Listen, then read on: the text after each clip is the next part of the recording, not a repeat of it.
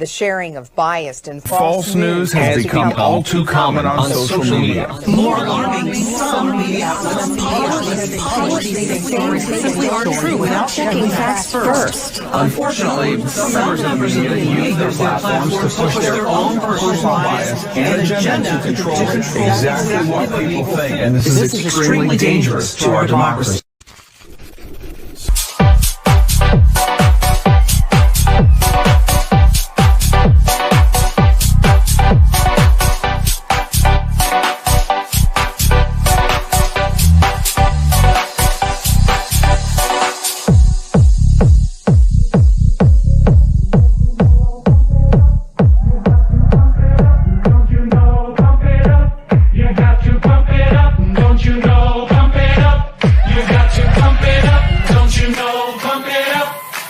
To pump it up, don't you know? Pump it up.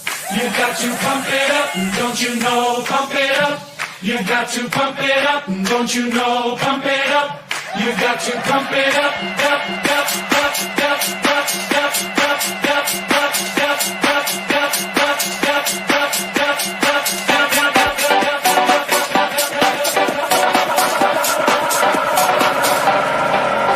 Don't you know?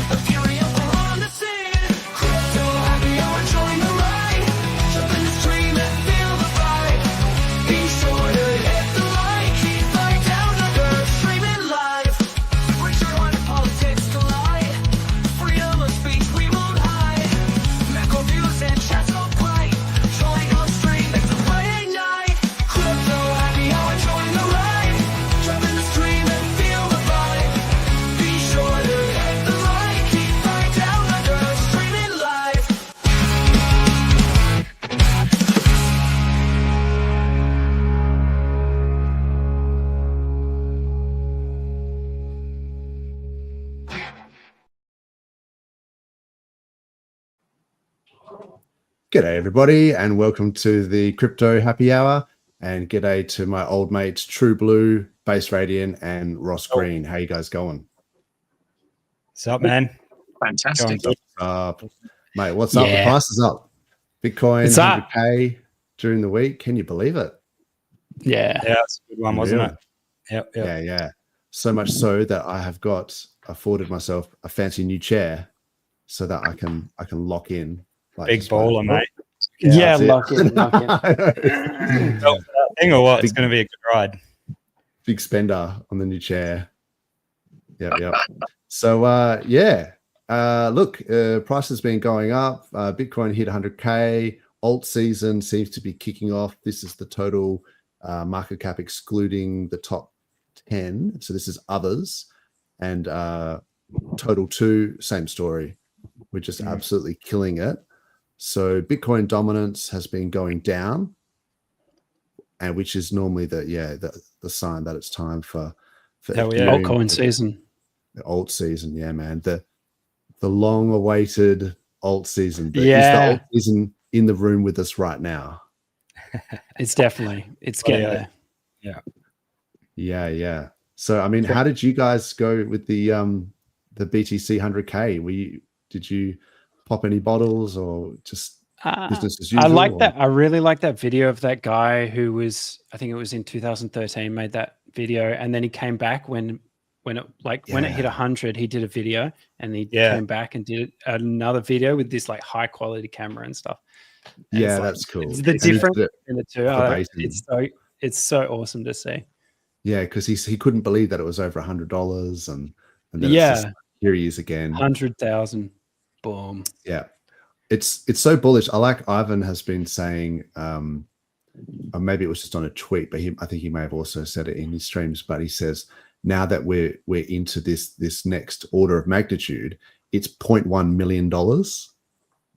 Yeah, that's like 0.103 million, and then it'll be 0.11 million because we're just talking in millis. Yeah. Or if you're talking in Bitcoin pizzas, I think it's 50 mil for a Bitcoin pizza. So Damn. No. R.I.P. The most expensive pizza in history. yeah. Well, Crazy. until Hexo's pizza comes along. Yeah, true. Yeah. Yeah, he's got to beat Hexo it. bought some pizza with Hexologist. Yeah. Shout out to Hexologist, absolute legend. Definitely. How about you, Ross? How did you go with all the mania? I had a couple of beers and all that. Although I was all pumped up about getting Bitcoin to 100K in 2021. That was all the hype then that Bitcoin was going to go to 100K. So I was sort of like, it was already kind of baked into my mind a while ago. And I'm like, well, it's about bloody time, actually. Anyway, but A little bit. Long overdue. yeah, and I met some guys at the crypto conference a couple of weeks ago, and they were having a pizza with a Bitcoin T-shirt. So I said to them, "You didn't pay for that in Bitcoin, did you? That pizza?" And they go, "No, we didn't." But they were great guys, really good guys, and yeah. So it's all good. How was the conference? Well, mixed feelings, to be honest. I liked some of the talks. I met Adam Stokes. He was great. Had a chat with him. Really good chat with him. So on the positive side, we'll start with that.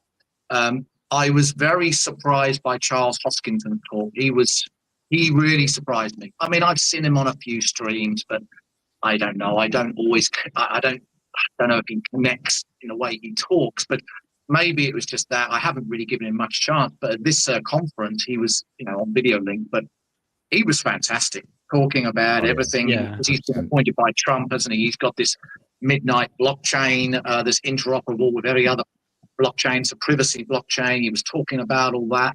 But his sense of humor was fantastic. He was so funny. I mean, because they were asking him, look, when are you going to come to Australia next? When are you going to visit? He goes, look, I was down there before and I loved it. I love you, Australian guys. Every single one of you, I love, except Craig Wright. Yes. All Satoshi, except for Craig Wright. Yeah, Satoshi. He was just brilliant. And the stuff he was talking about, like, we got to come together. I've been in contact with Brad Garlinghouse from XRP and Vitalik. We've got to start being less tribal. We've got to start, working together. And he was very positive. So I was quite surprised, actually, by his talk. On the negative side, I didn't like there's a lot of stalls they're all just promoting stuff, aren't they? So they're all just every stall you go to, they want your details. They want you to subscribe. They want you to scan a QR code. Yeah. It's And like, that was I'm me. giving my details, That's bro. Like, industry mates, like, generally. And there was me with my book going, giving away a free book. And they're like, what do I have to do? I said, nothing. You don't need to subscribe to anything. Read you it. don't scan a QR code. It's just a free book, guys. And if you're interested in it, take it. And they're like, I didn't want to do this sort of, supermarket-y. It's very retail, a lot of the stalls. So like there was a Bitcoin borrowing product and the woman says, come here, you can borrow Bitcoin and you can enter this competition. And then my mate said to her, with this borrowing Bitcoin, do you have to give away your keys? Like, is it custodial? Yeah. And she goes, I don't know anything about that. And he's like, are you serious? it's stuff like that. You're like, Just a booth girl, like, there no to... like, Oh my god. Yeah. Look, it's a little bit scary. We have seen some stuff during the week. I saw that Haley Welch, the Hawk Tour girl, she launched some sort of rug on Solana, and it was just crazy. I saw a space, and I think CoffeeZilla was just tearing into their team.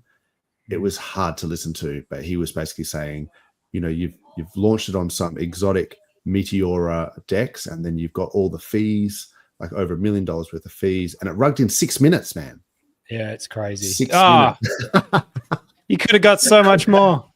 Yeah. Oh, just do it properly, and you probably could have actually made tens of millions of dollars, but you chose to rug and dump. And so I think what they did is they gave out a huge pre-allocation to a bunch of people, and then she botched it. She gave away the contract address before the launch, so then snipers knew what CA to check the liquidity pools for, and it could just snipe it straight on launch. So the whole thing was just a cluster, and I was just like, what are you guys doing? Like, you guys even crypto? Yeah, or what? I feel like it's just, that's what that's what Solana is, you know, like Yeah. you Yes. can't launch Well, on Solana without being this pump and dump, and it was over in 30 minutes, and you haven't even caught your breath yet.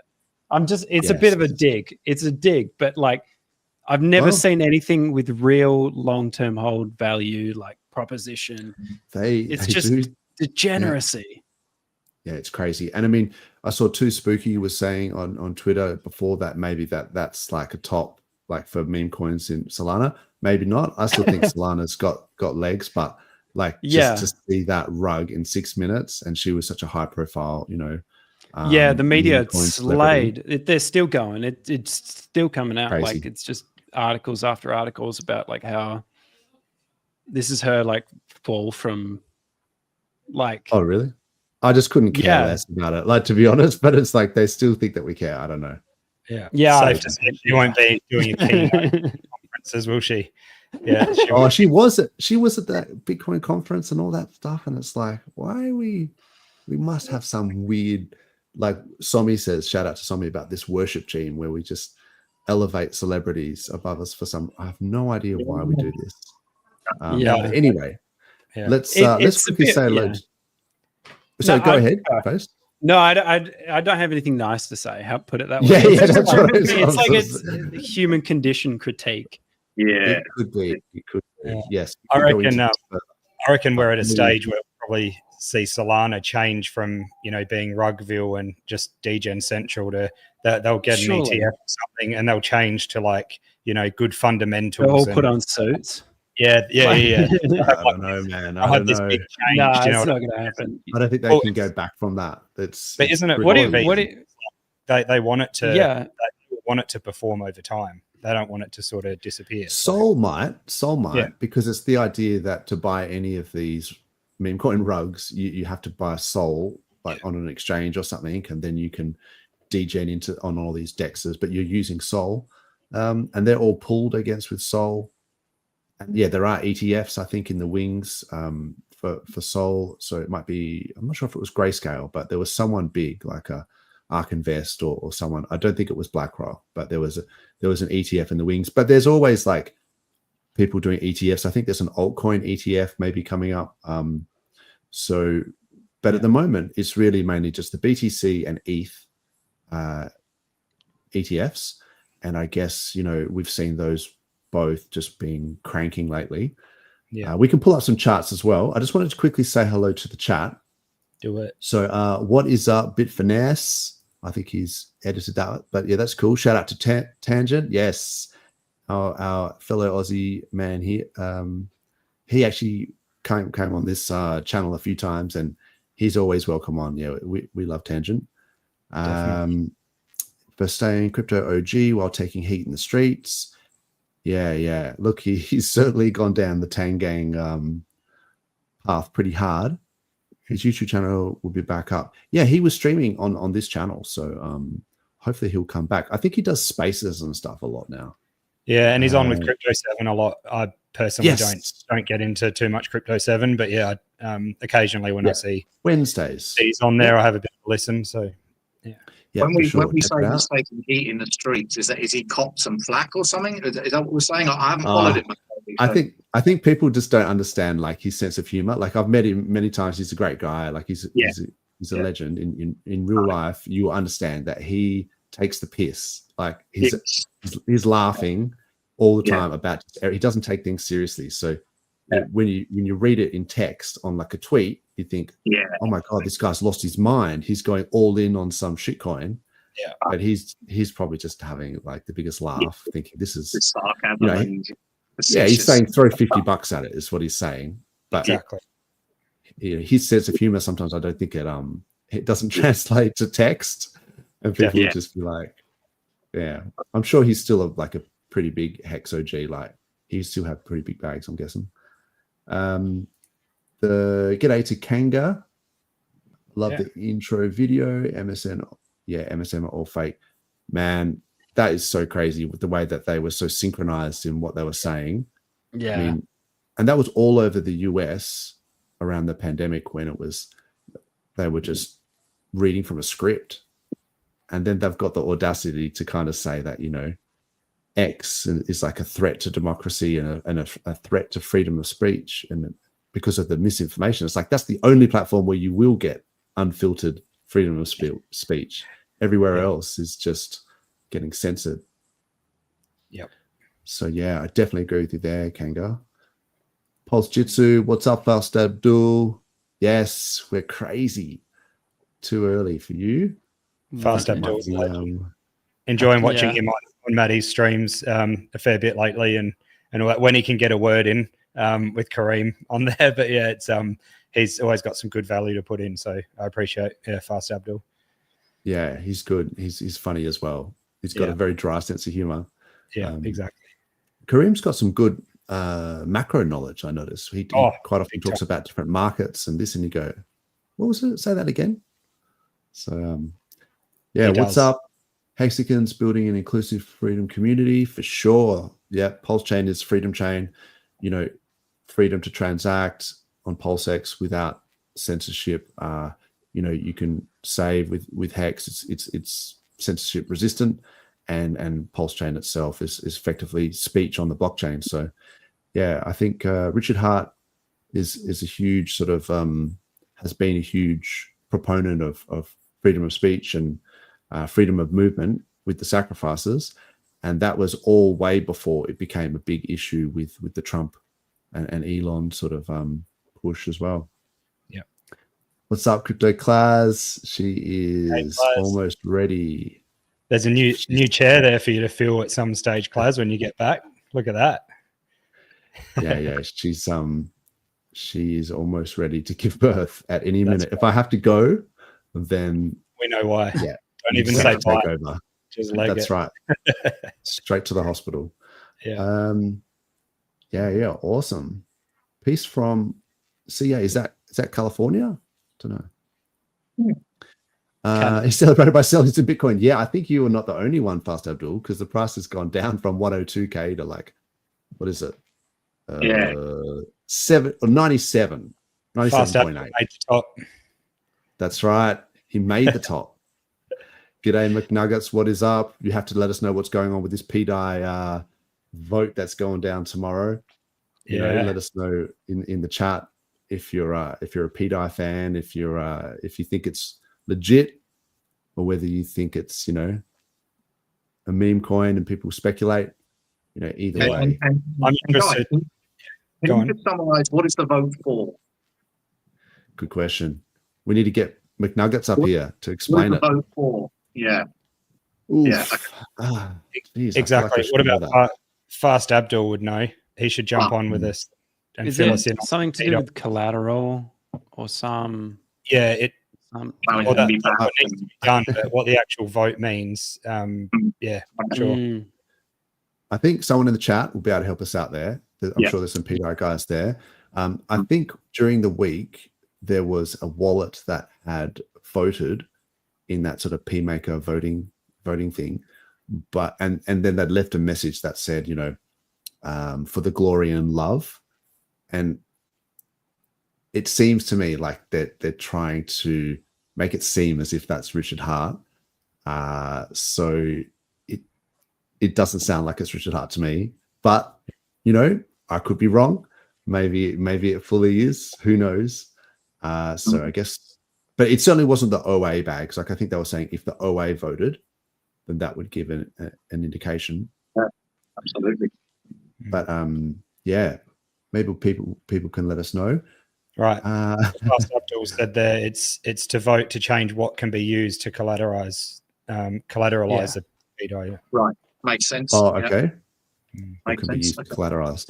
Yeah, look, I have been thinking about it, and I mean, there's a lot of nuance there. So you got to be careful not to just disregard the whole argument, because even, you know, so obviously Richard Hart wants all of the PRC20s to do well. Like he wants PulseChain to succeed as like a proof of concept. And I think possibly the liquidity farms might be the key with that, because he always said that he wants, you know, the PRCs to be equivalent in value to their ERC counterparts, and maybe by pairing them in the liquidity farms and giving incentive, then like ink tokens, then that would help sort of arb the price back up. So I think that he's definitely, keen for pDAI to do well and to peg to $1. But I guess there are some blocks in that roadmap because, for example, like PUSDC, there would be admin keys for that because Circle has admin keys for USDC. So it makes sense to me that they would also have admin keys to PUSDC. Same as Tether as PUSDT, that I'm sure that would have admin keys as well. So if they're freezable, like P copies, then I personally wouldn't. I mean, he always said that if they froze those P copies, like PUSDC, for example, then there could be a class action suit and you could like sue Circle and say, you've cost us X amount of dollars. But I can only deal with one lawsuit at a time.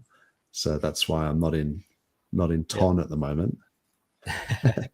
But it's like, I just perceive it as a risk. But I think pDAI doesn't have any admin keys, is my understanding. So I guess that's, different. Okay. But and then the other thing I guess was if pDAI was, because so DAI is backed by somewhat by USDC, but then it depends on how the pDAI is backed. And then also, Richard Hart talked about making a stable coin and things like that. It may be that he's going to create another stable coin. Let's just, for example, call it pPDAI, big pPDAI. And then I stole that joke off Klaus, by the way. And then he would maybe back it with pDAI or something like that. So there could be other things that are going on. But look, as long as price goes up, like I'm down for it. Yeah. What else is up? Oh, I missed out there on DJ Creditas. What is up, fam? What's going on, man? And Sandy Hex, if 100 million added to PLS ecosystem, how much would it move? 100 million USD, presumably, to PLS ecosystem. Let me think about that. What have you guys been up to? Has there been anything cool happening on the streets? I don't know. I'm just enjoying what's going on and watching everything slowly creep up. It sort of feels like a few weeks ago I said to 43, I think you were away, Dozza, but I said sort of, how does he feel when he sees everything else moving up? And at that moment, Hex sort of wasn't, and PulseChain, there wasn't a lot really going on. But it's just been slowly creeping. So I know that, Hex has done like almost a 6 or 7x now from the bottom. Oh yeah. Which is amazing. But it seems to be in these, when everything else takes a break, Hex just moves hard and then has a breather. So it feels like there's been this pump and then everyone sort of forgets about it for a few days. So I sort of feel like Hex has been, doing this slow creep. But when you look at the chart, it's a bit different. So that's just a sentiment thing for me.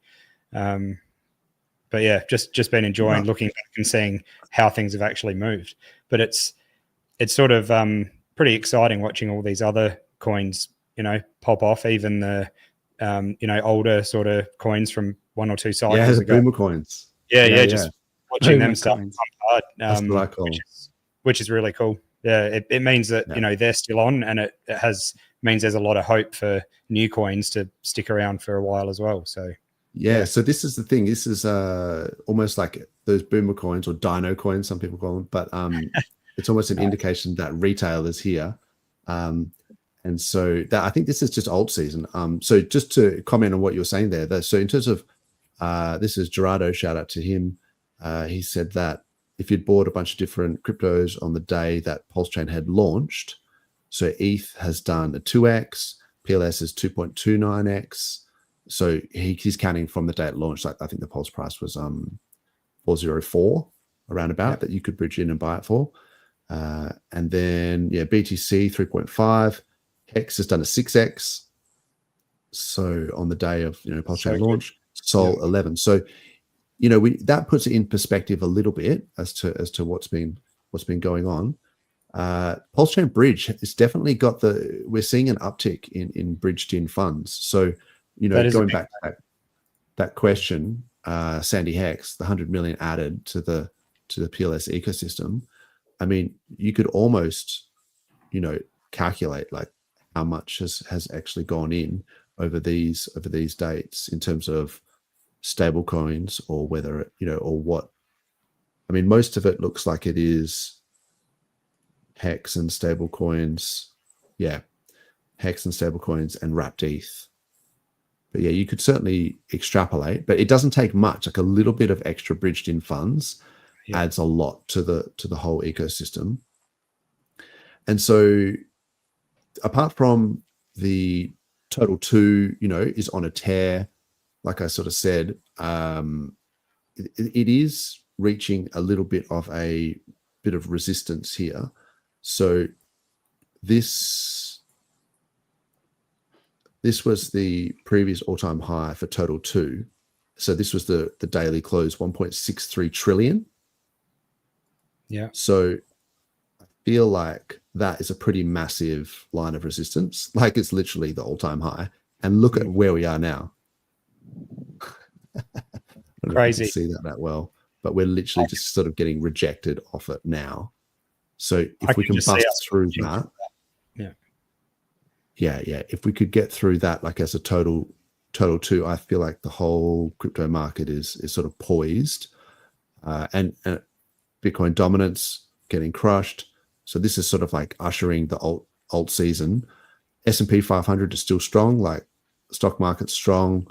I think the dollar is strong, but we would kind of like to see that break down a little bit, and it's sort of what we're seeing, like the Dixie, the US dollar. So there's a lot of things that seem to be pointing towards like bull market stuff, and it's early, really, if you ask me.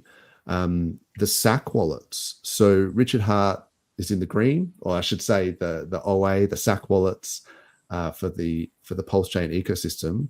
All that money that was sacrificed that got turned into ETH. That the DCA average entry, the entry price was about 37.73, and then it's now 38.95. So so it's, there you go, 660 odd million in ETH, which is 171,000 ETH, and it is up $20.9 million. Man, what a shocking trade that was, guys. Come on, everyone holding it against him. What an awful trade. Up 20 mil in like 6 months. I was told he bought the top. He bought the top. Yeah. And I was like, come on, the top. Are we in 2025? I don't think so. Yeah. So no, look, the interesting thing about this, 170,000 ETH, right? If it goes up $100 per ETH, he makes $17 million for a $100 price increase. Hell yeah. So I feel like that's like a, Elon Musk with the sink moment, where it's like, let that sink in, 100%. For every $100, price upwards in ETH price, he gets, the OA SAC wallets get an extra $17 million of like, and this is potential firepower. I know some people don't like to talk about it, but whatever. And then something's going to happen. Yeah. I don't know what. It's going to one day do something. So big time. He could just sell it. Sweet, whatever. But yeah. I mean, look, there's no expectations really. So one of the things I did think about was, if you had 170,000 ETH in your private sort of wallets, and then you had 170,000 ETH in this wallet that everyone is, let's just say, eyeballing, then you could just go, it's the same, right? Like, so I could just start pumping the charts with 170,000 ETH, distribute it through 1,000 wallets, whatever, just buy the charts up. And then at the end, just do the old switcheroo. So everyone's watching this. It's like a classic diversion, like a magician or whatever they say. They get the pretty assistant. But then people would probably cry if you did that, I think, or if the OA did that, because they'd be like, the price would do like 10,000x, and the SAC wallets would never have been used. And then it just gets transferred out, and they'd be like, we got scammed. It's like, no, you dumb. That's why it went up, but you could never prove that, I guess. So anyway, that was so just things like the, you know, with Tornado Cash and that getting a little bit of a victory, you know, with some of their stuff that's happening legally, that, you know, Richard's always advocating for privacy. So once this sort of stuff comes back, who knows in what way it can be used, and in different private ways. We might see it dwindle away, but it could be used, and we don't really know what for. And he has the right to do that. It's a freedom of movement. So exactly. And so this altcoin season indicator thing, I don't know why this is like a thing, but apparently this altcoin season index is at 88. Yeah. Shout out to Sammy. She loves that indicator. Yeah. Oh, awesome. Yeah. So what does that mean, 88? What is that? Means we're strong in the altcoin season or something. It means that. Okay. It means that, we're close to the end, which is kind of scary. But I mean, if you look at some of the charts, I mean, I'm not a charts person, but, you know, a lot of those layer ones like Algorand are still 70-80% down from their previous all-time high. Dino got to about $33 in the last bull market. It's now only $3, and that's been pumping. As Dozza said, I think we're still early. If you look at the broader market, there's a few like Solana surpassed all-time highs. There's a whole bunch of other ones in there that are still yet to surpass them, and I think they will. You know, definitely awesome.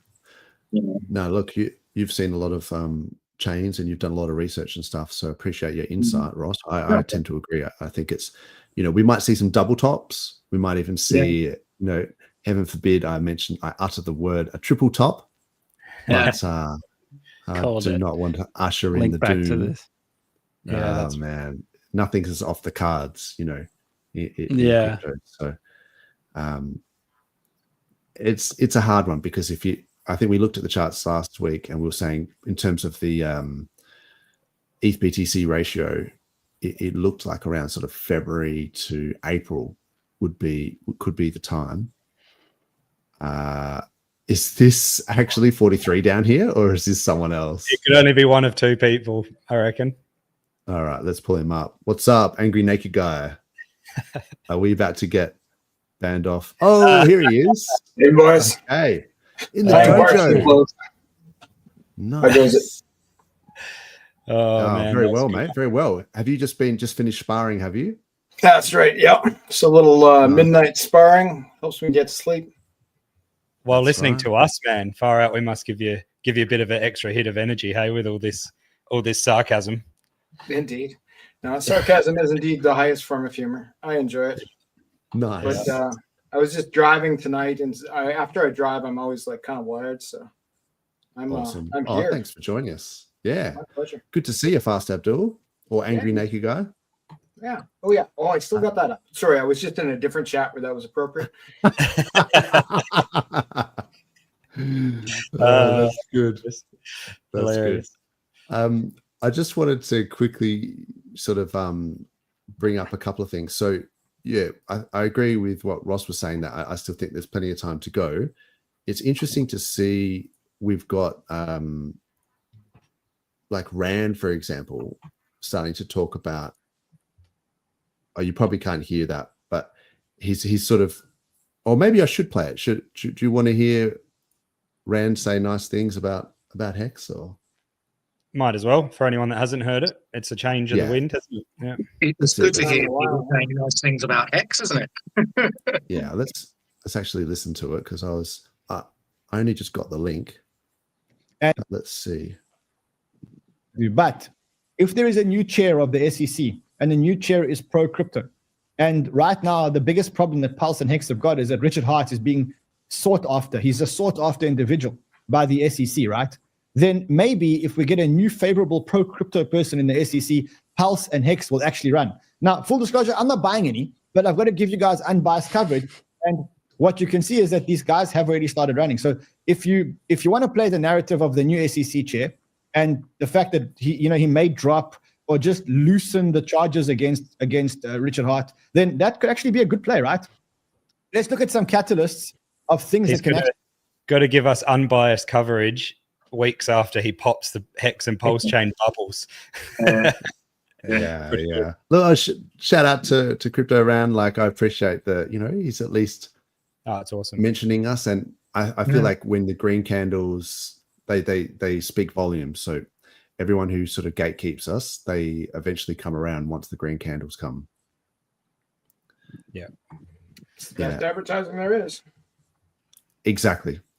I mean, I noticed as well, there was, I think Binance was talking about, I'll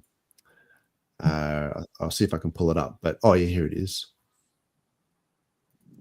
So this was like Binance saying, turns out my pulse is pegged to Binance. It's like, and they've got a heart.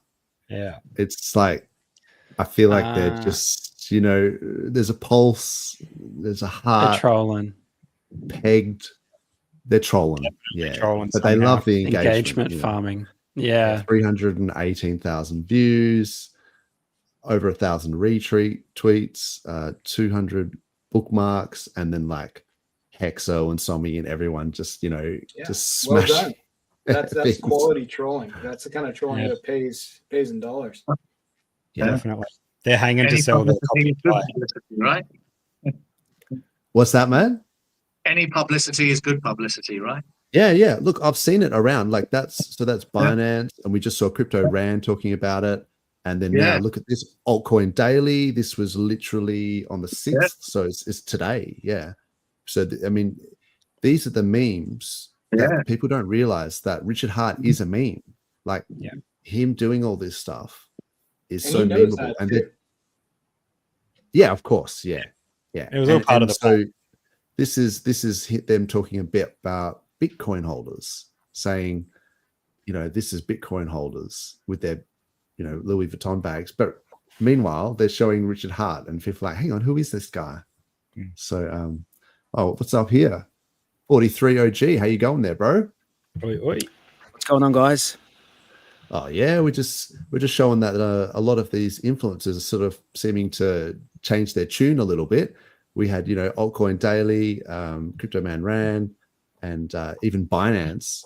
They're all doing like Hex themed shout outs almost, or engagement farming. The first thing I'm noticing is that Fast Abdul is wearing a show your roll gi. That's the only thing I've noticed so far. Yes, he's just been rolling. Yeah, he's just finished. This is true. I'm actually a no gi. I'm a no gi BJJ man, but I just do like MMA and stuff. So, but I do appreciate the full gi. There's a lot of chokes you can get with that lapel. Oh yeah, all kinds of things. When I was when I first started, I preferred the no gi because of my wrestling background. But then, like once you start pushing 50, then like the technique becomes much more important than strength and speed, right? So like the gi is, technique oriented in a different way. Yeah, you can hold on to the sleeves. You can the lapel.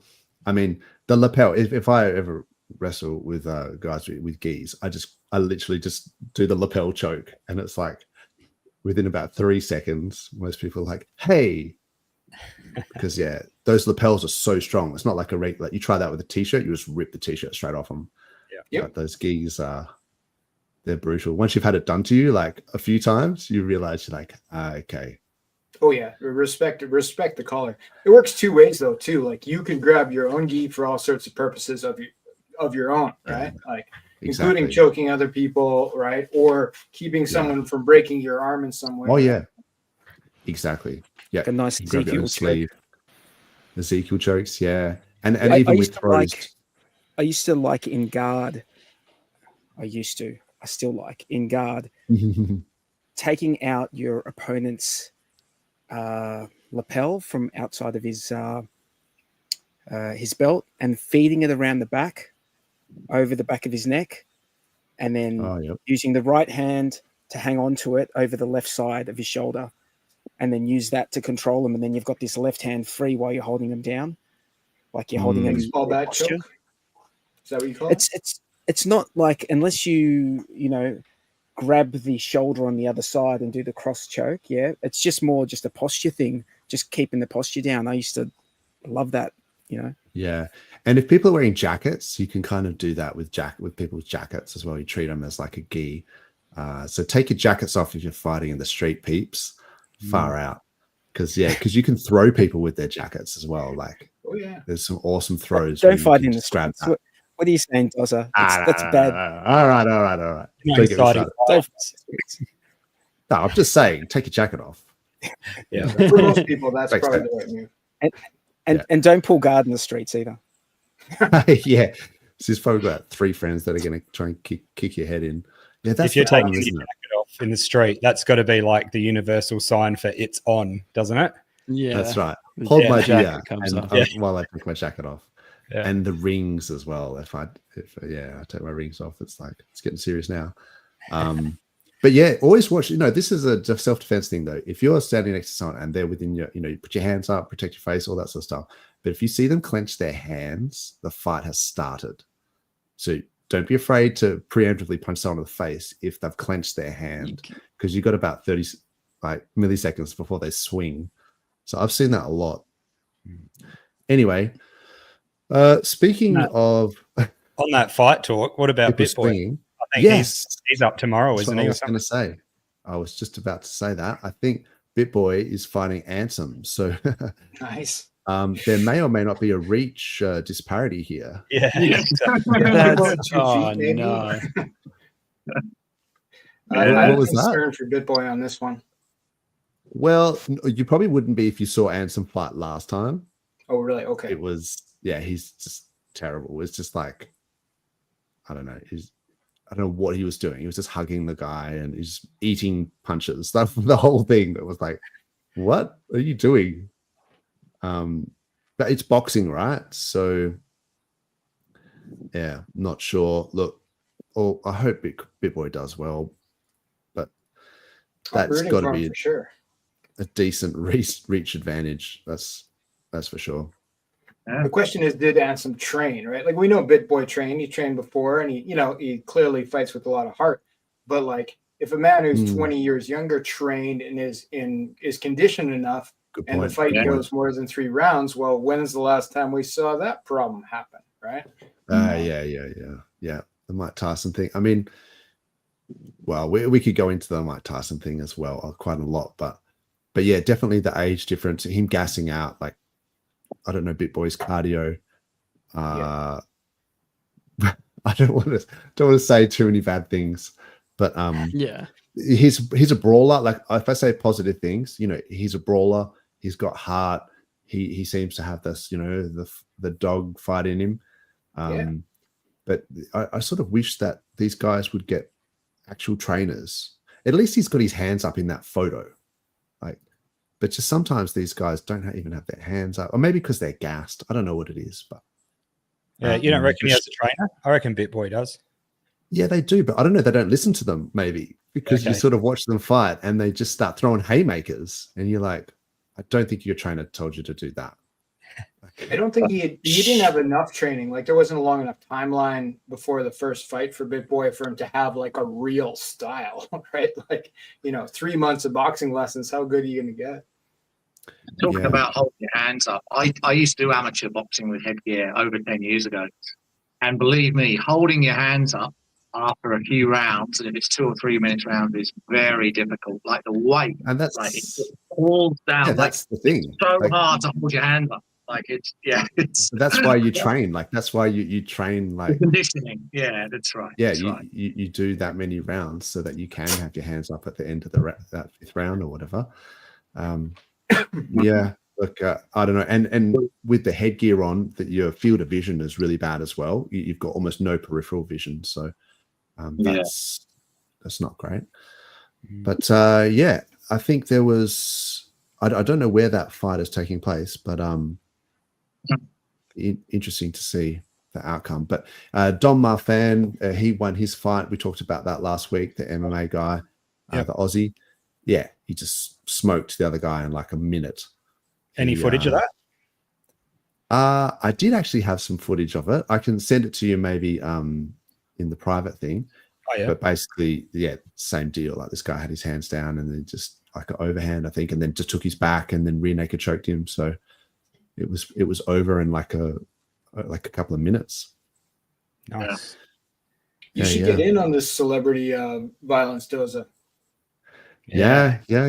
Look, I mean, I've sort of said this, like, you know, when it comes to these celebrity stuff, it's like, if they're paying 20 million or whatever, like, I'd fight Jake Paul. Like, oh yeah, let's go. Fuck yeah. I think Tate wants to fight Andrew Tate. That's what I heard. I think Tate can actually box though. He was a proper boxer, wasn't he? Right, he was. More a kickboxer though, wasn't he? Yeah. I think, from what I've seen, Jake Paul doesn't seem that great at all. He was fights a world like champion, wasn't he? Wasn't Tate a world champion? Tate? Yeah, I think he might have been. Yeah, in kickboxing. World champion kickboxer. The only difference I've heard though between kickboxing and boxing is boxing is faster. Because kickboxing, it is a little bit slower because of the kicking. Like boxing is meant to be the world's hardest sport because of the speed, because it's all with your hand. So it's actually, from what I've heard, I don't know, I've never done kickboxing, but when I did boxing, I was told about kickboxing, and it is actually not. It's slower than boxing. Like it's way more difficult when you throw kicks in because you're constantly shifting your focus because you get like inside leg kicks, you know, some sort of like roundhouse, whatever. So you're concentrating on checking them, and meanwhile, then you get punched in the head, and vice versa. Like getting punched in the head, you're focusing on slipping or whatever, and then you just get like your legs destroyed. So it's that shift of focus. That's interesting. And then different ranges as well, because when when you've got kicks involved, you can fight from much further back. So then you get into that pocket, and then you can box, but different ranges. But then you throw takedowns in the mix, and that's why MMA is the best, because it incorporates all of those things. But I don't know. We could talk about this. I think Fast Abdul's down and 43, but sure. But we should probably get back to crypto. I got a question. The audience is here, probably. Yes, that's right. We should do a separate one where we just talk about MMA. You know, though, that would be cool. I always loved things like, the Hex Late Show and stuff for that reason, that it would always go off topic, and just I love the general conversation in it, not just the crypto stuff. So I love when it sways from crypto. But I got a crypto question for Fast Abdul. What are we a bit more about the whole pDAI speculation than all of us. What are we waiting for over the next 24 hours or so? What are some indicators that we might have whether this is going to go good or not? What are we looking for? Fair enough. I'm not. I wouldn't say I'm an expert on this, so it's my knowledge is somewhat peripheral. But I've looked at the contracts. I've looked at the voting screens. So the basic idea is that DAI from Ethereum is controlled by the MakerDAO protocol. So that's like the voting. So the MKR token. So I believe on PulseChain, they're hosting a vote.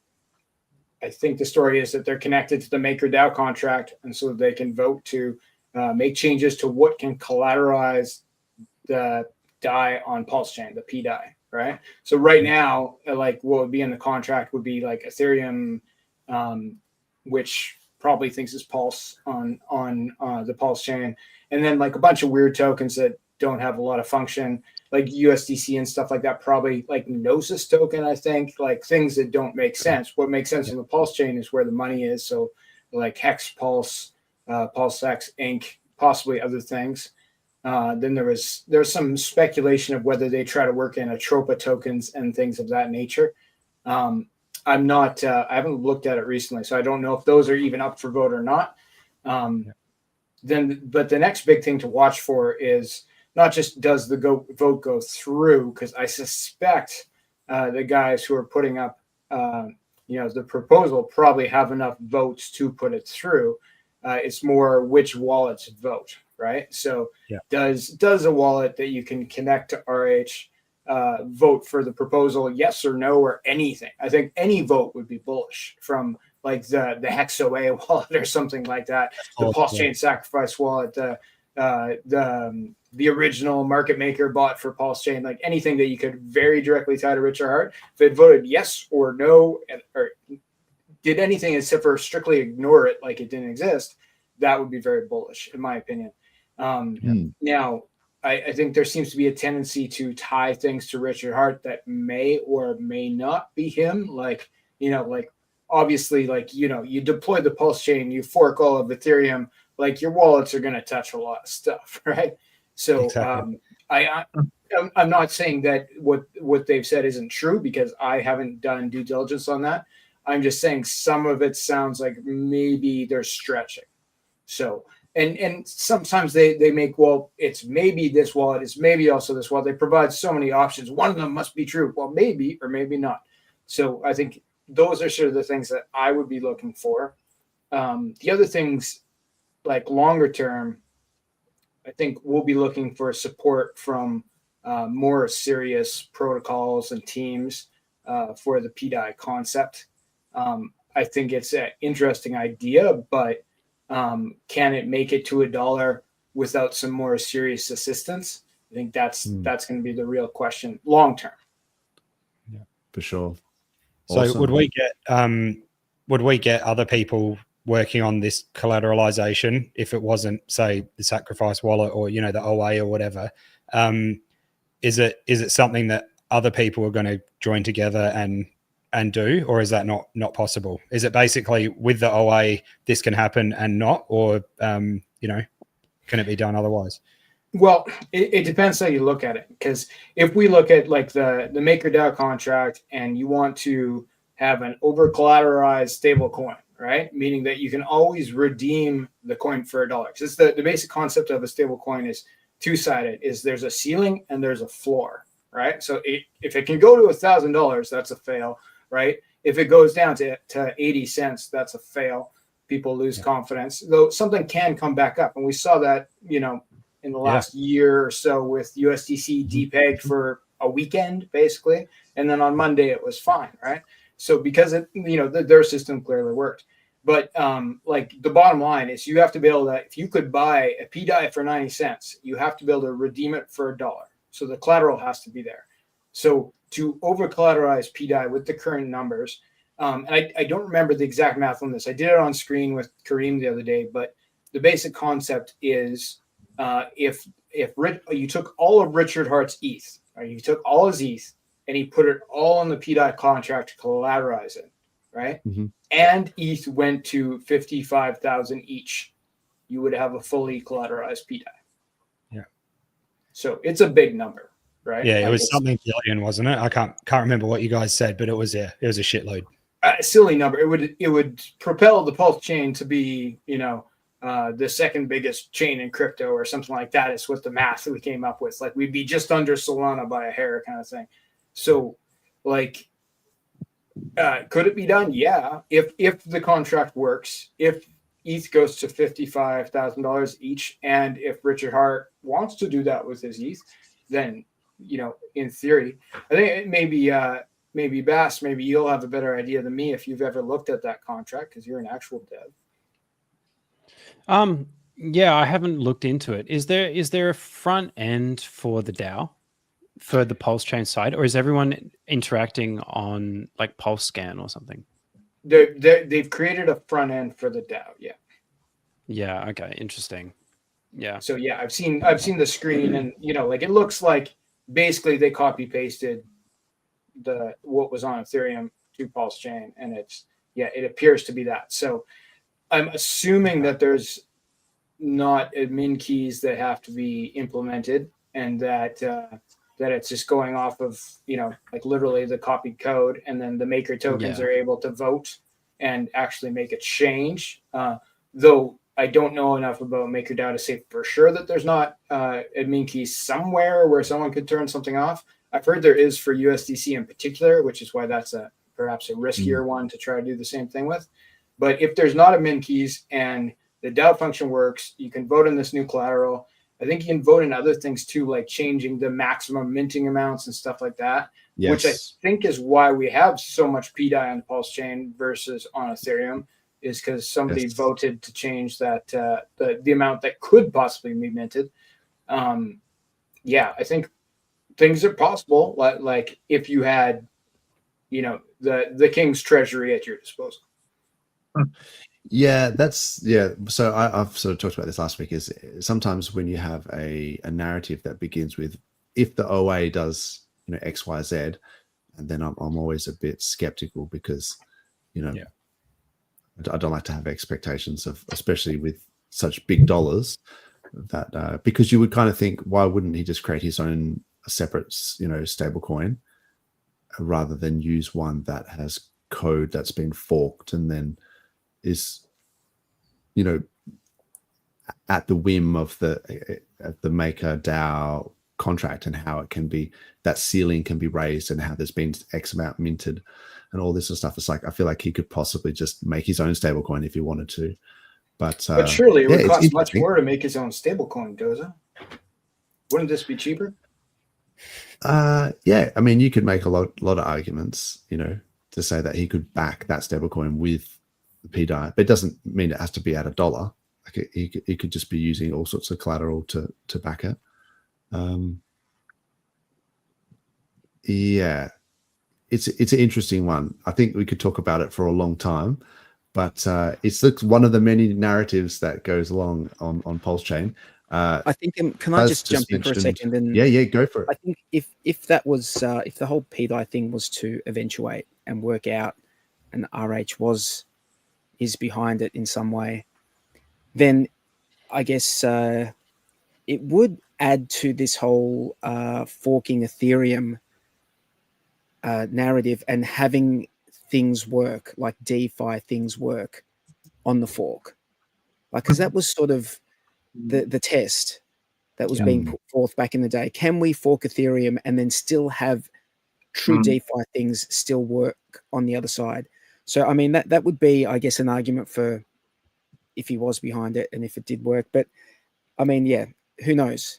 It would be amazing marketing, right? Like I'm talking like world-changing marketing of, like, basically he made, 1 million people millionaires in 2 years, right? Like it would be insane, the number of people that would flood into the Pulse chain for those green candles if that ever actually happened. Yeah, it's not boring to think about anyway. But I mean, there's still limited by how much liquidity is in on the chain. Like, so there's only X amount of bridged in. So PulseChain gets its liquidity, effectively from the bridged in ETH stables. So there's not like billions of dollars of liquidity. There's only tens of millions, and that's like the maximum at the moment. So, or maybe hundreds of millions, maybe. But yeah, it would be a little bit hard to make, thousands of millionaires and then have them all exit. The exiting is the problem, right? Scoring. Yeah, because the bridge. That's the big problem, is people getting out. If nobody gets out, it would be a lot easier. Yeah, that's true. Yep. If you could, you can inflate like a coin to $1 trillion, but if there's only $50 worth of liquidity, as long as no one gets out, then you're a trillionaire. Yeah. So at that point, you need some sort of sacrifice to keep everyone in. That's right. That's what we need. That's where we need Sens to come up with the solution to.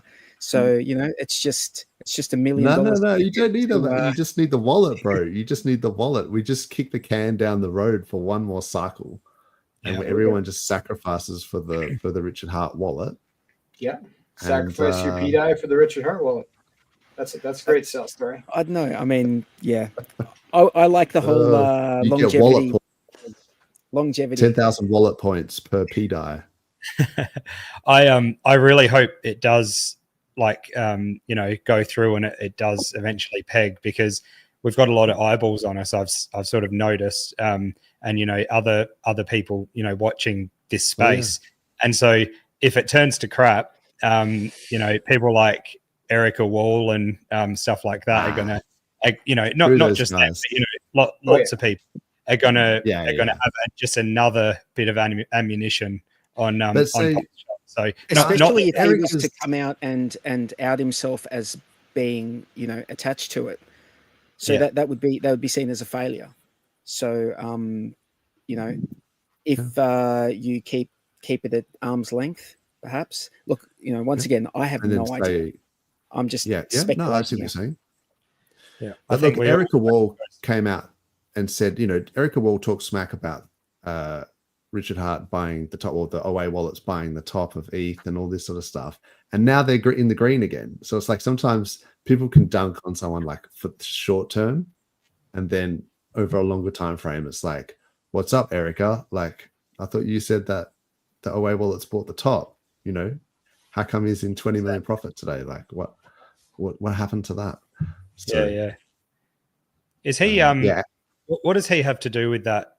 Is it Starknet or something token? Does he have something to do with that? He's on the board or something. Yeah. Because that one's doing amazing. Just That's what everyone on Twitter. Yeah. Anytime he says anything, they just pull up the Stark chart and be like, what were you saying again?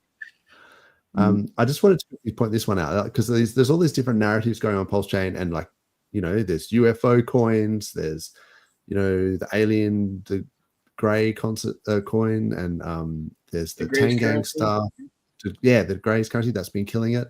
And there's, you got Teddy Bear and pDAI, and you got Tangang. There's heaps of things. So you can, but one of the original meme coins on PulseChain, Ink, is not mentioned in the case. This is Class, and if Hex is given the clear, both will moon. So that's one thing to think about. Yeah, Ink is not listed in the court case, and is a Richard Hart token.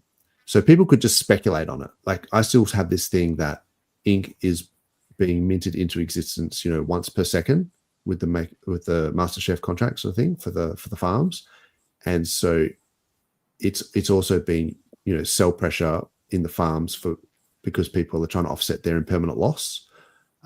So it's got inherent sell pressure and inflation pressure, whereas PulseX is literally the opposite. It has buy and burn. So it has buy instead of selling. Yeah, it's the opposite.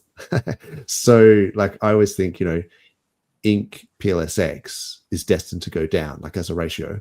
But then it's not to say that people can't just decide that let's go Ink, and it might just blow up for like a bubble. So, but think about this: like, what would be a good reason for Ink to go up? Well, to incentivize people pairing their PRC20s and ERC20s. Yeah, to bring in more liquidity and farming. If the price goes up as well, there's you get higher incentive there. You should I know it's only a short term sort of moment thing, but Ink's been doing pretty well, I'm pretty sure, versus PulseX and that. I reckon it's sort of had a little bit of a pump on that ratio. Yeah. I mean, we can pull up some charts for sure. I just wanted to quickly check in with the chat and say, what is up? Hi ho Hex. Rizology. Oh, he's an Ink fan. Here he is. He's a fellow farmer. Yeah, fellow farmer. He's working the fields. Yeah. It's an honest living. What's that mean with that farmer guy? And he's like, yeah. That's cool. Okay, so Bruce has given moon targets 1000x from the bottom is 369. Yeah, that's only like a 3x from the local top, isn't it? Like at the beginning. Yeah, so that local top I think was $80 or something. But keep in mind the supply when that hit $80, there was hardly any Ink in existence, and it's just been minted once per second since then. So I don't know, people just use that as a metric. Like, it can go to all-time high, and you go, yeah, but the inflation anyway. Yeah, I don't like. I'm going to try and talk positively about everything. I'm just trying to say that's all. Think of it from like RH's perspective. If he wants to pump the chain and looking at his core tokens, and he's now abandoned EHEX and in my theory, which one is easiest to pump? Which one costs the least to pump? And it's Ink, because the liquidity is lowest. So that's factor number one. But factor number two is like if he rolls in whatever it takes to pump Ink to $80, what happens to the APR in the current existing farms on PulseX? Not worrying about like new farms that could be added, but just the current farms, right? The APR, like if Ink does a 20x the return on those farms do a 20x. So if it's currently, and some of them are somewhat mediocre right now compared to things like my protocol, but if you did a 20x on the PulseX, Pulse pair was paying like 15% last time I looked, right? Well, then all of a sudden it's paying like 300%, right? And some of those pairs of stable coins that are paying like 40%, right? Like then they're then like, you know, instead of 40%, they're paying 800%. And then people would flood in with money to participate in those farms. You'd see like a massive shift of money onto the Pulse chain to capitalize on the farming, right? Not to mention the people to just FOMO in on the Ink token because the number went up and they don't want to be left out. So they want to buy when it's, you know, at $80 instead of $2. So I think that could be a play from that perspective. Yeah, I mean, I just have to maybe fact check that because I was just looking, you were saying Ink is the lowest liquidity, but I think so. Hex has got 19 million. So if I pull this up, this is on the 19 million on the buy side, on the bid side with Pulse, and Ink 27 million. I think Hex might be the lowest liquidity, bro. Could be. You could be right. In terms of like which one can he pump the easiest, I think it might be Hex. But you know, I think they all take their turn. I think when it comes to these, you know, even with alt season, we've seen you get sort of bubbles that go in certain sectors. Like you might see these boomer coins, for example, that have just literally been going off from. I remember them from 2017, and it's just crazy to see them. And then you might see AI or something go next, and so sometimes you see the same thing even in the PulseChain ecosystem where they sort of take their turn. And I know recently there was I think a massive whale that took a whole bunch of Pulse Hex in a farm and exited the farm, so thinned out the liquidity, and then just literally bought all Hex using that Pulse. And I think we saw like a 20% candle as a result. So, and that's an interesting like way of doing things, is like thinning out the liquidity before you're pumping it, and then thickening it out to kind of. So, I want to say I feel like that's part of RH's toolkit in the past, is to do that. So yeah. So here we go. In the chat we've got Almighty's giving us Ink has less holders, Heck has massive whales. Interesting. Yep. But there's a lot of sell pressure on Ink as well, because the farms, you know, some of these guys. Yeah, it's funny. Dozza. What's that? Stop fudding my ink bags. Same as what Buzz said. No, it's all good. Yeah, it's great. I love the honesty, and yeah. Get more cheap. All good. Get more cheap, True Blue. It's all right. It's almost like PulseX should have been Ink, or like there should have been some. Those two ideas should have been one token, not two. Because if you had a buy and burn on Tink, that would be like phenomenal, right? That would because you want, it's an inflatoratory token. You want to remove that's the Titan X Ink. Are you talking about Tink? No. Sorry, not Tink. Ink. So PulseX and Ink should have been the same. Like those two ideas kind of got. I sort of conflated. think of Ink as being the sink, if you like, as to like, you know, you farm, you're getting APR, and then that's the reward. So it takes away some of the sell pressure off PulseX. Yeah, all the other true, because you would see the red candles on the Ink price and not the All PulseX. farming That's true. coins kind of do that. Like you have a yield token, it's gonna take the pressure off something else. But the question is, does the yield token have utility, right? And here in the case of the Ink token, we don't. However, have any of you guys ever looked at the code for PulseX or for the Ink token? I remember looking at it a while ago. I'm pretty familiar with it. You could stake it. There was a thing where you could potentially stake it. Well, I think like when I just casually look at it, and I'm not a dev, so I'm not going to say I understand this, but when I look at like the read contract options and the write contract options for the code for PulseX and for the ink token, I see that they're the same. And to me, that's kind of confusing, because why would the ink token need to have any code? It's just a reward token. You just sell it, right? So why is there any code built into this token at all? That's true. Look, I think there is a facility there maybe to stake it at a later date. There My seems to be understanding a was voting it was a function too. Like it talks about votes in the It's contract. I think it's a fork of Pancake Swap. So yes, so it's PulseX Pancake.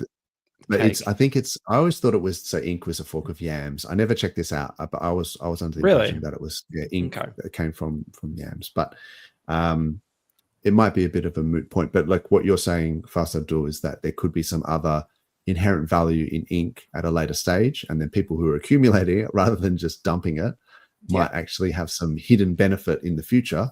And like I say, if RH pulls out the wallet, a Richard Hart wallet, and then uses ink as like the token that you have to use to sacrifice, then it gives it purchasing, it gives it value that way. And I noticed recently, I think Phantom Wallet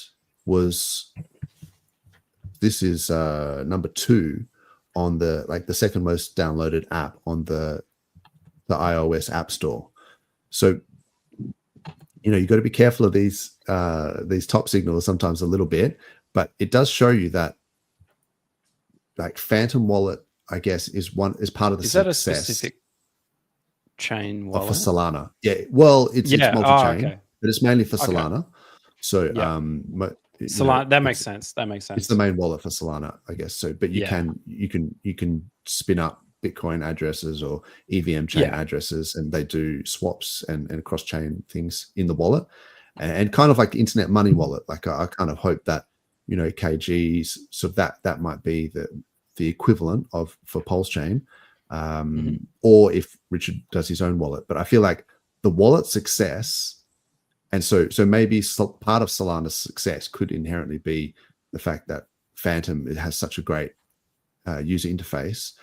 And I hope that maybe, because in the future, I think even Vitalik was recently talking about wallets and saying that, we need to be able to take away some of the complexity when he was talking about with L2s, so Optimism, Arbitrum, things like that, and having different versions of ETH and all this sort of stuff. But I think the wallet is kind of crucial for noobs, particularly, to have that user interface that they can just swap. I mean, you can use PortalX if people aren't familiar. There are ways you can just go straight from Solana to PulseChain. And there's other change now, other things, but sometimes they have limits. Limits is the problem with that transaction. I think it's topping out at like $600 or something like that. Is that low? Wow. Yeah. The real win is if you're on Solana and you want to come to PulseChain, bridge from Solana to Ethereum. There's many ways to do that. You can even bridge actual Solana to Ethereum via the wormhole bridge. And then you can bridge from Ethereum to the PulseChain there's no percentage taken in that direction. It's 0.3% charge, I think, leaving the PulseChain, but coming into the PulseChain, you're just paying the ETH fees for the transaction. You can actually bridge your Solana to the PulseChain, and there's like 200,000 worth of liquidity for Solana that you could sell into. Or you could turn it into something else that's super liquid on the PulseChain, ETH, Pulse, USDC, USDT, all those things, and bridge them over, and you're just paying the ETH fee. So if you're bridging $600 Change Now or PortalX, which uses Change Now, works great. But if you're bridging $50,000, move to Ethereum. Ethereum PulseChain. I think PortalX uses Rubik. I think it uses Rubik, which is another one. But maybe that's what both. It does use Rubik, but Rubik uses Change Now for that part, right? Rubik's like an aggregator of bridges. Okay. Right? I get it. It's like aggregates it, right? So I think I've noticed that with PortalX, like it'll say, depending on what chain you're bridging to, it'll say, look, you could go through this route, or this route is kind of like pDAI or whatever. It will show you the routing. But look, that's one way. But I do agree. Fast Abdul, I think the main Ethereum bridge, like 0% fees, it's hard to beat that. And you can, or just Unless go you through lose your exchange. like $200, then this is the better option, probably, right? Because then you're not paying Ethereum fees. If you're already on Solana, then I guess that's maybe the best way. But if you're coming from an exchange, you could go BNB, like a Binance Smart Chain, and use either the Token Express bridge or the Spark Swap, the Spark bridge. So both of those, there'd be super low gas to go from Binance Smart Chain. But all of that stuff is at pulsecoinlist.com/buy. So if I bring this up, this kind of has a lot of different ways. Oh yeah, because there's also this StealthX as well. So I mean, MEXC is on there. The PulseChain Foundation got a like a centralized DEX on board, so people can actually onboard and offboard through MEXC, unless you're American. Yeah. And so I think because there's change now. Coast, of course, is awesome. Coast is a big one in the States, especially, I think. Yeah, Token Express. That was the one I was saying you could bridge from Arbitrum or BNB, and same as Spark Swap as well. But yeah, even on that Pulse Swap, I think PulseSwap.io, they have a DEX aggregator for PulseChain, an aggregator of aggregators. But even there, you can just buy with a credit card, like with whatever StealthX or something. So there's lots of different ways. Yeah, there's some cool things. I just really wanted to quickly bring up a couple of things. That what his name is, 9 Iron Capital, is the guy who's got lots of information on pDAI. If you're interested in that, that's him on Twitter. There was Coinbase has just allowed users to purchase cryptocurrency with Apple Pay. That's pretty big. So that's pretty massive. That's right. Yeah, because like the younger people, they're going to be down with that option, right? Like that's going to bring in a different generation. Yeah, it pretty crazy. So, like, it's so easy to have your card in your phone, and then not have to carry around a wallet, right? An actual physical wallet. You know what I'm saying? So, yeah. And we see that everywhere now. Yeah, it's totally like that now. Yeah, it's good. Yeah. Tether's printing another billy, like literally every day. It just prints another billion Tether. So Jeremy Powell is the head of USDT. Yeah, just printing. It's just like pumping it. It's just like pumping it. Trump's named ex PayPal COO David Sachs as the AI crypto czar. So there's things happening. I mean, we've got the inauguration happening in was it the 20th of January? So some interesting things happening there as well. It's definitely bullish.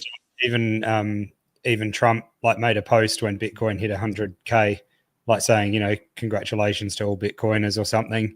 We're going to make was it crypto or America great again, or like whatever it was. But yeah, just him again commenting on the crypto stuff is just bullish as for anyone that's involved.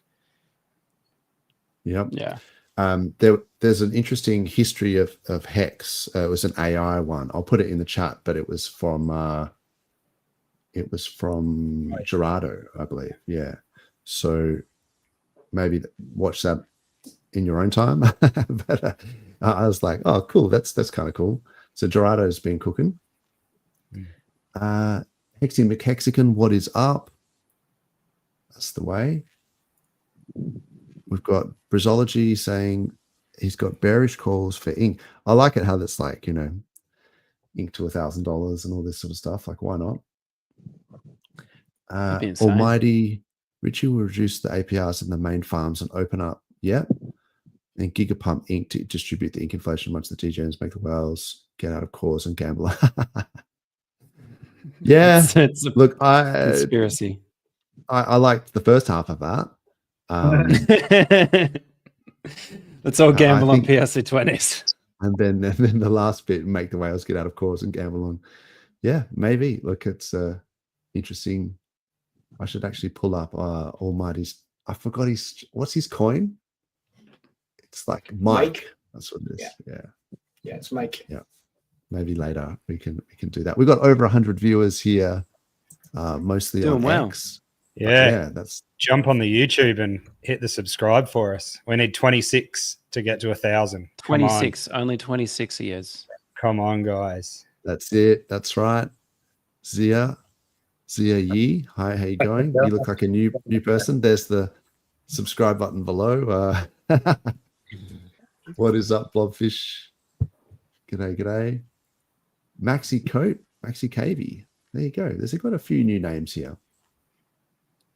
Almighty saying that Polymarket has 20 cent to 80 cent bet. Trump saying crypto or Bitcoin during his inauguration. That's awesome. 4.5x your money in January.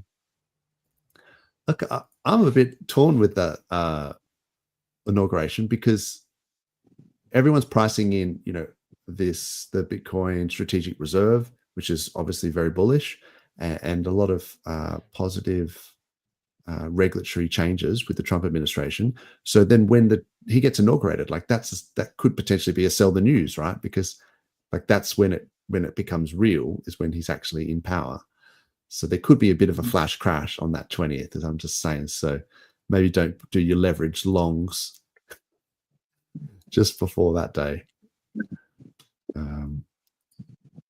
Make crypto great again. That's it. So is there anything else you guys want to chat about, or do you want to have a look at some charts, or what do you want to do? Yeah. I was. Did you get that video? I thought we might be able to show off that Pharaoh dude that's doing some killer sort of rap at the moment for everything on PulseChain. Yeah. It's pretty cool. Guys, I'm just going to bid you all farewell. I thought I'd jump in for 45. So no worries. Yeah, good to see see you next come along. Always good to see you. Catch Thanks, you, bro. 43. Thanks for popping in, saying hello. Have a good weekend, man. Yeah. Yeah. So I guess let's just do a quick shout out to this Pharaoh guy, because he has got some cool beats. Let me maybe give me some thumbs up if you can hear this. I'm a Mexican. No one believed me when I told them we didn't know it, so I gotta flex again. I won't have no one around me that's funny, so keep me away from that pessimist. They told me I think new top, new floors, and I'm checking the decks again. And I got her like my money is wizard, and I am a testament. Wonder how big is the picture, how deep is the mission? I give you an estimate. And how long you been? I ain't stacking your hex on the chain. I am a veteran. I'm betting on hex again. 555, money on log and I'm about to retire. All of this digital money I wired, brand new tuxedo, it cannot be earned. All of this money I made so far, I go get my mama a brand new car. Hop on the moon to a brand new start. All this green is the Amazon. P-Hex, E-Hex, we up next. Look at my life and my life is a flex. I DCA'd and got myself out of debt. So when you see me, give a little respect. Respect. Flipping your chart, who's next? Next, the best. We put in the work, no rest. I get my hands on the back end. I am my Just need that to go viral now, don't we?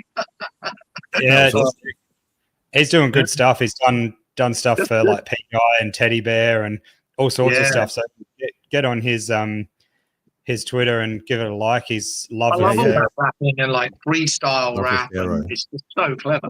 Yeah. Oh yeah. It's killer. Yeah, he's definitely got some bars, that's for sure. It's at Love of Pharaoh on Twitter. Yeah. So good on him. That's wicked. I noticed a couple of comments from Raoul Paul in about a week ago, and I've got the clips here, and I thought it might be interesting just to chat about them. I love how you change your backgrounds fast, Abdul, because it's always entertaining to see that. Thanks. I'm back home under the bridge now. Yeah, that's it. That's bear market, man. You need to save that one for 2026. Indeed. But yeah, there's some interesting comments he made. I don't necessarily agree with all of his stuff, but some of it is pretty bullish. So I'll just maybe play these couple of clips. So this is the first one. If we were to have a big event now, what's interesting to me is I actually don't think we can have recessions. because of debasement of currency. A recession is really triggered by credit events generally. Mhm. It's when your collateral goes down too much versus the debts, and that's when the credit cycle plays in. But if you debase the currency, then the collateral doesn't go down. So we didn't get a recession in 2022. Staggering, right? Nobody would have said that. Nobody. Now, if I go back and be honest with myself, I don't think 2020 would have been a recession without a pandemic either. Right. And look how fast they turned it around. Exactly. So I think something has structurally changed. So if you said to me, well, what happens if China invades Taiwan? I will say the markets will fall for about a week and then we'll go up in a straight line because they're just going to inject more liquidity. Right. Interesting. And so that's a weird world we live in where actually these things are short-term downside risks and then maximum upside risk. It's weird. I love it. I mean, that's some bull market talk right there. Yeah, bull market sentiment, isn't it? Yeah. That's so crazy. I was like, what? No more recessions? We'll just print money, apparently. That's just the way to do it. So you might see some short-term downside, and then they just inject liquidity, and then you get maximum upside. So it doesn't talk about the ramifications of like endless printing, but yeah, exactly. What about the inflation? Forget about that. Don't worry about that. That's the markets will be okay. Yeah. But the dollar, the purchasing power will be wrecked. Yeah. Your $10 is now 10 cents. It's already wrecked. Yeah. And there was one other that I thought was interesting as well. I'll just quickly play it. I think we've got 6 years, and this is quite contentious. I think we've got 6 years left to make as much money as we can before we don't understand how the economy works anymore. We've got, if an economy is driven by, if the economic trend rate of economic growth is driven by population growth plus productivity growth and debt growth, by the time you change this aging population, which is slowing trend rate of GDP down, replace that with infinite robots and infinite AI, we've replaced the population component. Same with productivity by lowering energy costs. We end up with ridiculous growth. I mean, what are financial markets with AGI? That's so funny. Infinite robots and infinite AI. I mean, there has to be a limit somewhere. But I guess it's just, it's bullish talk, but it is interesting to think about the impact that AI could have on markets. And I guess, even, with the way that the Optimus robots and all these sort of things, how that could affect. For sure. Production. I saw Eric Weinstein. He said something about the solution to all of the populace losing their jobs due to AI is not a universal basic income. And that's like, it's the stupidest thing you can do because it takes away people's dignity and yada, yada, yada. It's not a good idea. But you can kind of give the rights to profit from the AI to people who are currently employing people. And then you do this like offset over time thing where you kind of slowly replace your workforce, but your workforce is getting paid, which I thought was a really clever idea. I still don't 100% understand how that fully works, but I was thinking like, in the grim scenario where it's so necessary that we need something like a universal basic income because no one has a job, and so society doesn't function in the same way that it does anymore. There was some good solutions to that. And I think it'll be interesting. We're in the most interesting timeline. I'll put it that way. Yeah, 100%. I think to see whether more jobs are lost with AI. I mean, there's a lot. I don't know. It's hard to say. I mean, as humans, we're very good at surviving and adapting, right? So once just raise the education and the skill level of those people who previously were doing manual work would now have to go to university and upskill and do software development or write AI algorithms, or doesn't the whole AI market now create even more jobs to regulate AI, to enforce AI, to detect AI? The opposite is true. I think the opposite is true. I think the people who are doing computer programming are going to have to go to school and become welders. Yeah. Like the AI is not gonna come and weld your pipes, and it's not gonna come and install your toilet, but it could write your code, right? It's a good short to medium bet to become. You could get a bit of both. Basically.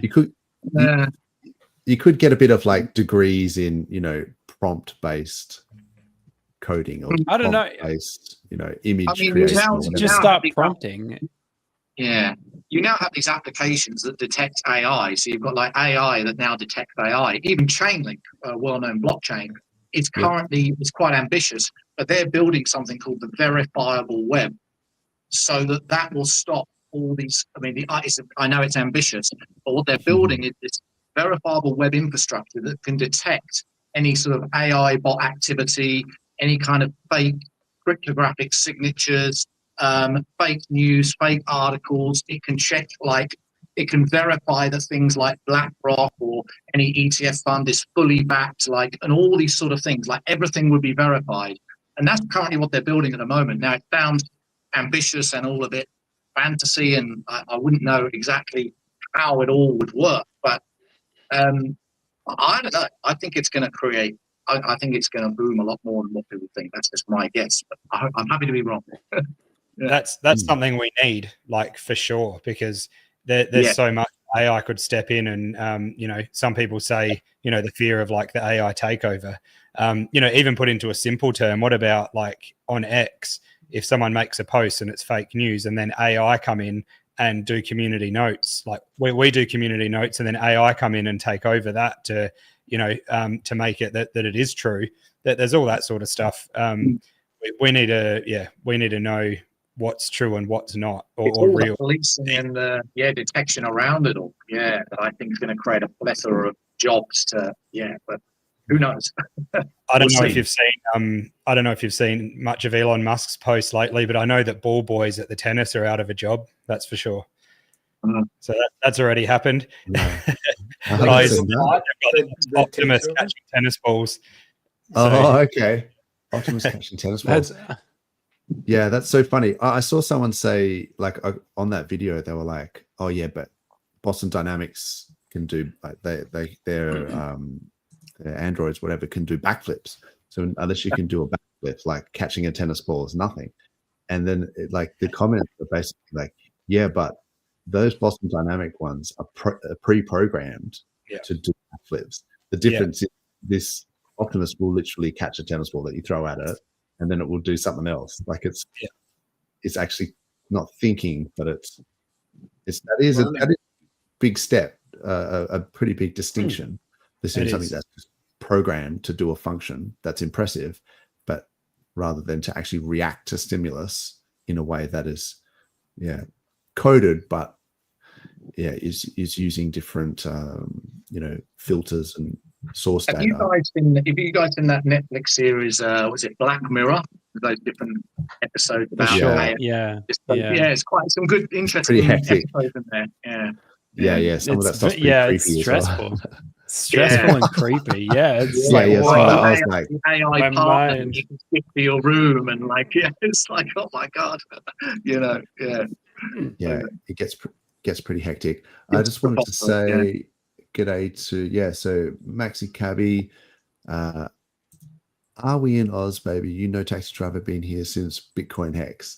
So I like that the original Bitcoin Hex, and then just drop the Bitcoin like it's cleaner. That's the line.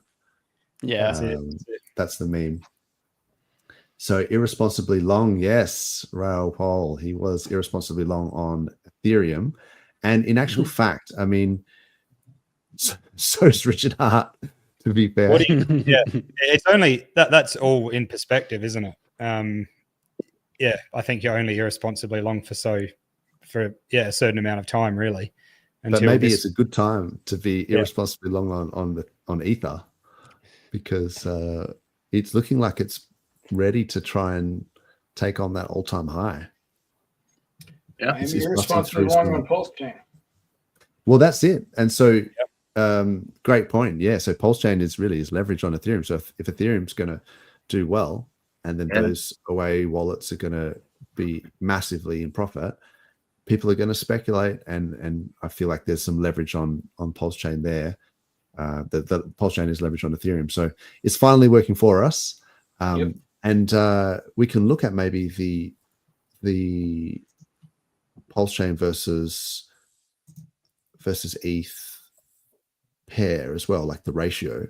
Where is it? Wrapped ETH right in front of me.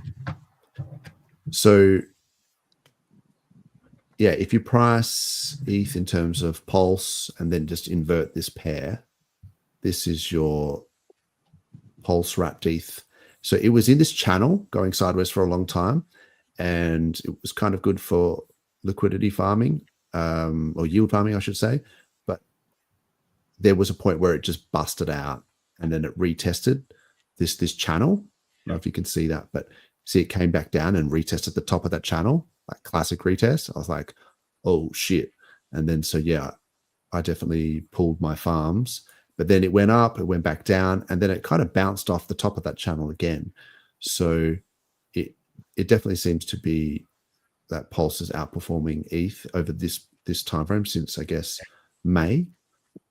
That actually made me think of another thing, because Raul, he's big on Solana, right?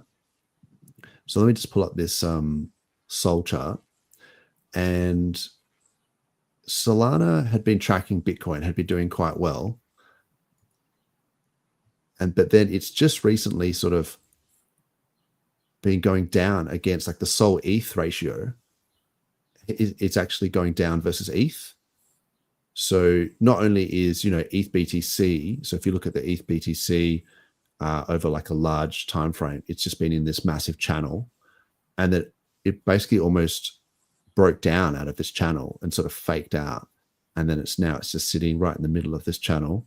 So it's still, it's definitely in an uptrend against Bitcoin. So ETH is outperforming Bitcoin, but then Sol has been going down versus ETH like ever since sort of mid-November. So that's interesting. And I had seen, I think it was Raul he's a fan of Sui. And I think, Ross, you're a fan of Sui as well, from memory. In your book, you talked about the Sui.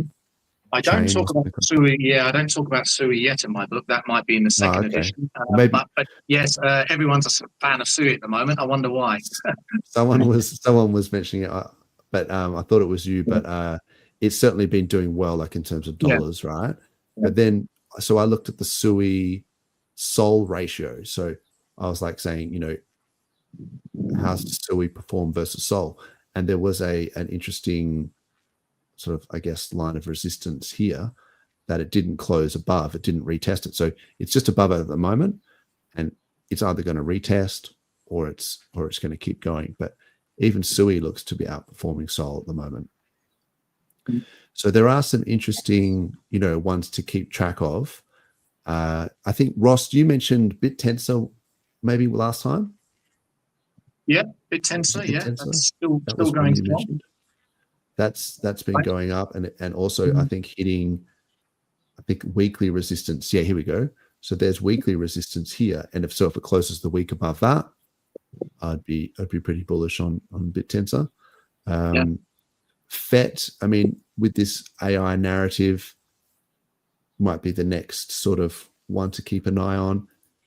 And I think, when you look at some of these ratios as well, so yeah, this is Fetch just sitting on support here. So some of these things, I think it's just like all of the alts are pretty much cranking. Like Matic, Polygon has finally woken up after a long time. There's a few waking up, like your Algorands and your Cadenas that have been a bit asleep for a while, and they've been in hibernation, bro. They've been full Rip Van Winkle, just like funny, in cryostasis. I follow other communities like Casper. Some of those are livid because Casper's kind of just been meandering for a long time. It's like, well, why is everything else pumping and ours isn't? You know how it can be frustrating if every other coin pumping but yours isn't. But the thing is with Casper, I don't know if you know, but it went up like 1,000x from its all-time low. to its all-time high in the space of a year, guys. It's like, well, it's done 1,000x. Maybe you just need to let it kind of consolidate for a year or two before it does the next pump. I mean, just like XRP did massive gains in 2018. Oh yeah. Everyone buys up here and then go, oh, why isn't it pumping again? Well, it's just gone up like 400x, guys, in the space of a year. Yeah, that's exactly right, isn't it? And I feel like XRP during the week, I mean, that's been the big news. I mean, it's only really up 340%, so like a 4.4x over what's this in the last month. But that's pretty amazing, and particularly for such a high cap, like heavy, like high liquidity coin.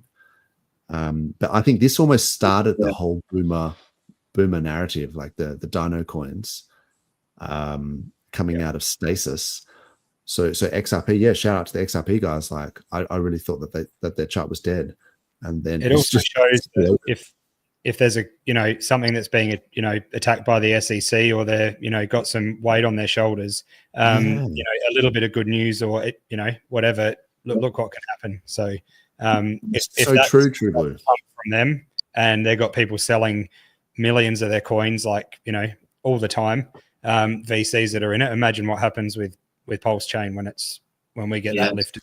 Yeah, it's gonna I mean be that's what Banter was saying as well, wasn't he? Yeah. I mean, I'm a long-term guy, and I'm not an XRP person. I don't have any XRP, but everyone was bashing XRP. But if you actually zoom out, I'm always like, when in doubt, zoom out. If you actually zoom out long-term over XRP, right from its launch to now, on the log, you look at the log, it's inching up. It was always inching up, even before this pump. You can see they're inching up. Cardano's been inching up over the long term. You can see them. They're massive hockey sticks, yes, but you can still see that uptrend right from launch to the present day.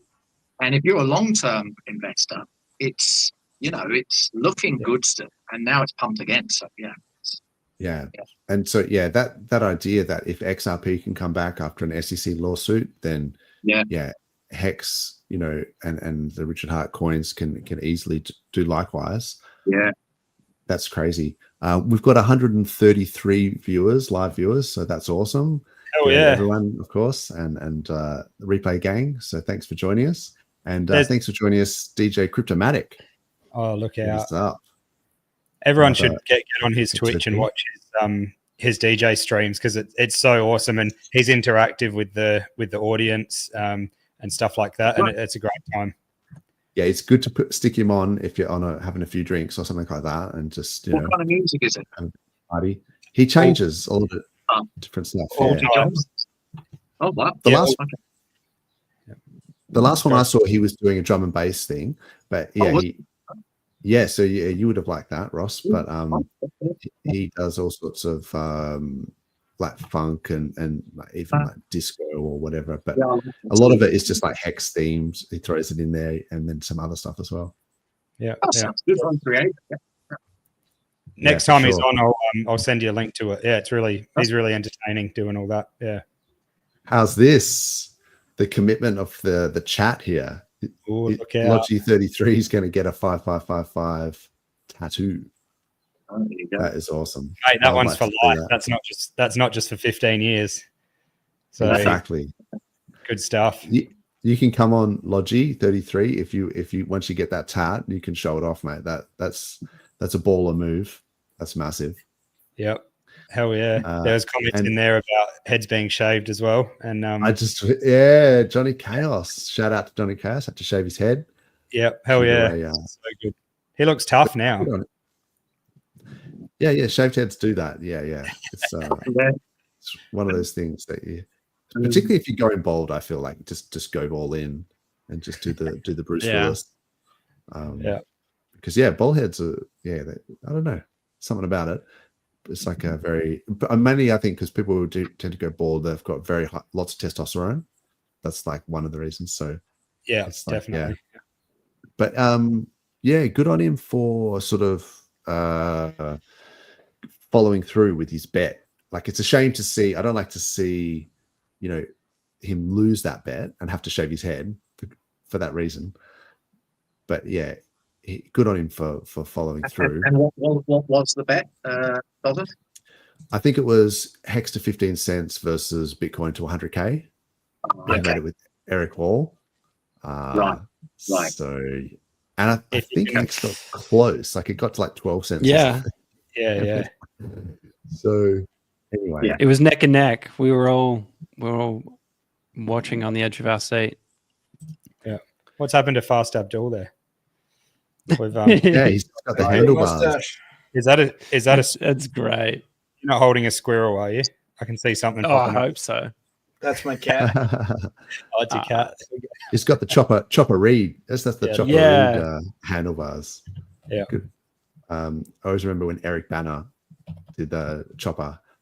Have you seen Chopper, True Blue? Yes, I the have. movie? Yes. Oh, here we go. just keeping you honest there with the movies. Yeah, I like to do. But Yeah, no, Eric Banner, man, he nailed that. Like, yeah. I mean, Chopper was a pretty scary guy, I think, but Banner really sort of went into that character. What else is in the? Oh, okay, there you go.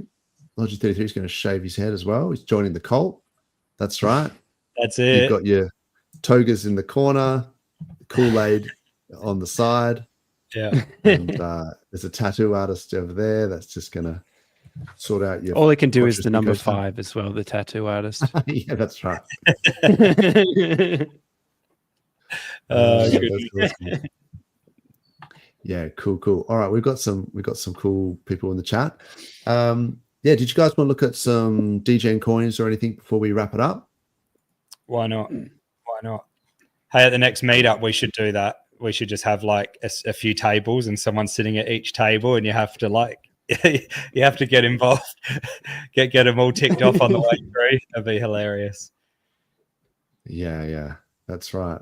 Like I think there's When going to be a next few. meetup, by the way, we got to start planning that. Sammy and Darb and that we got to make that happen for next year. You have to come to the Planning West a meetup Coast. is like timing the bull. You got to basically time the bull. Yeah, the peak of Let's it, go to the West. market. Yeah, Make a bet. You get a November- babysitter easier that way, Dozza, wouldn't you? That's right. November 2025, I reckon. There's a good time for it. Let's do it. The last Perth meetup that I went to was Hex was at 50 cents. Yeah, that would have been So- nuts. Oh, yeah. Yeah. We got to So- get Tangent to put on a show for it and book it in November. Let's do it. Yeah. He's definitely the minister of beats for sure. All right, I'll do a quick transition and I'll see if I can pull up some charts.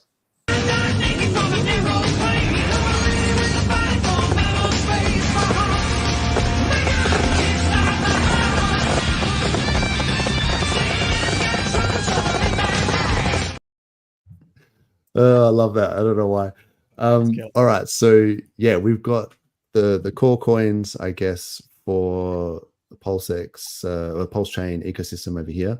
We've got PulseX, so it's 4058. Some of these are down. I feel like just because they've been up so much the last few days, there's just some healthy retrace. So Pulse, for example, let's get this ad out of the way. Pulse, for example, is at 40819. So that's crazy. That's nearly back at SAC. And, most people got a multiple with their sacrifice. So it probably is at SAC. But yeah, it's crazy to see we've got the price above the 10, the 20, the 50.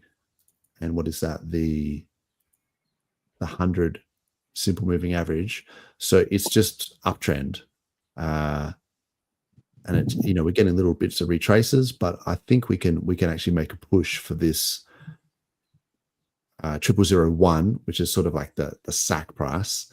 But yeah, or maybe we'll just bust through it like we did last time, because people thought that we would struggle to get through it last time, and there was a bit of a pullback. But so last time it went pretty much straight through it, went to almost 00015 before it pulled back, and then just kept going until like 0002. It may have even gone higher than that intraday. But yeah, and Hex has been pumping as well, following that trend.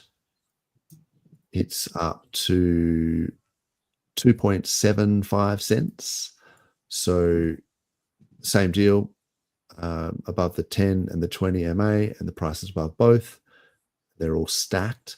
And if you price it in terms of pulse, so I just got distracted. But yeah, so there looks like there's some support here as well at around about 317 pulse per hex. We're at 336. Yeah. So yeah, so that pulse, so that hex pulse ratio as well is kind of well, it's kind of going sideways. So I feel like they've both been pumping.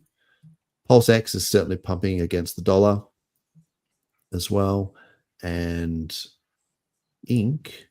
Let's just pull up for the Almighty and for Brizology, and maybe for True Blue, the Ink price. So this is so we got Ink PLS. Oh, it's actually come back. Yeah, you're right. It was in this sideways channel, broke down, and is back within that channel.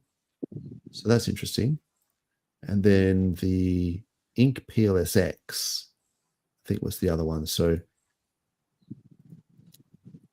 I was sort of saying that I think that this over time will go down, because of that buy and burn versus the sell and inflate. But it has actually been going up. So yeah, I mean, this is the thing. People can speculate on the price of anything. So, you know, when you try and look at tokenomics and you try and look at reasons why things should go up, it's not necessarily always what goes down. Sometimes it's just literally who's got the best meme, like who's got the best narrative, and then people will speculate. So even if you think there's like a tokenomics reason, sometimes the speculation reason is more significant. So that's making higher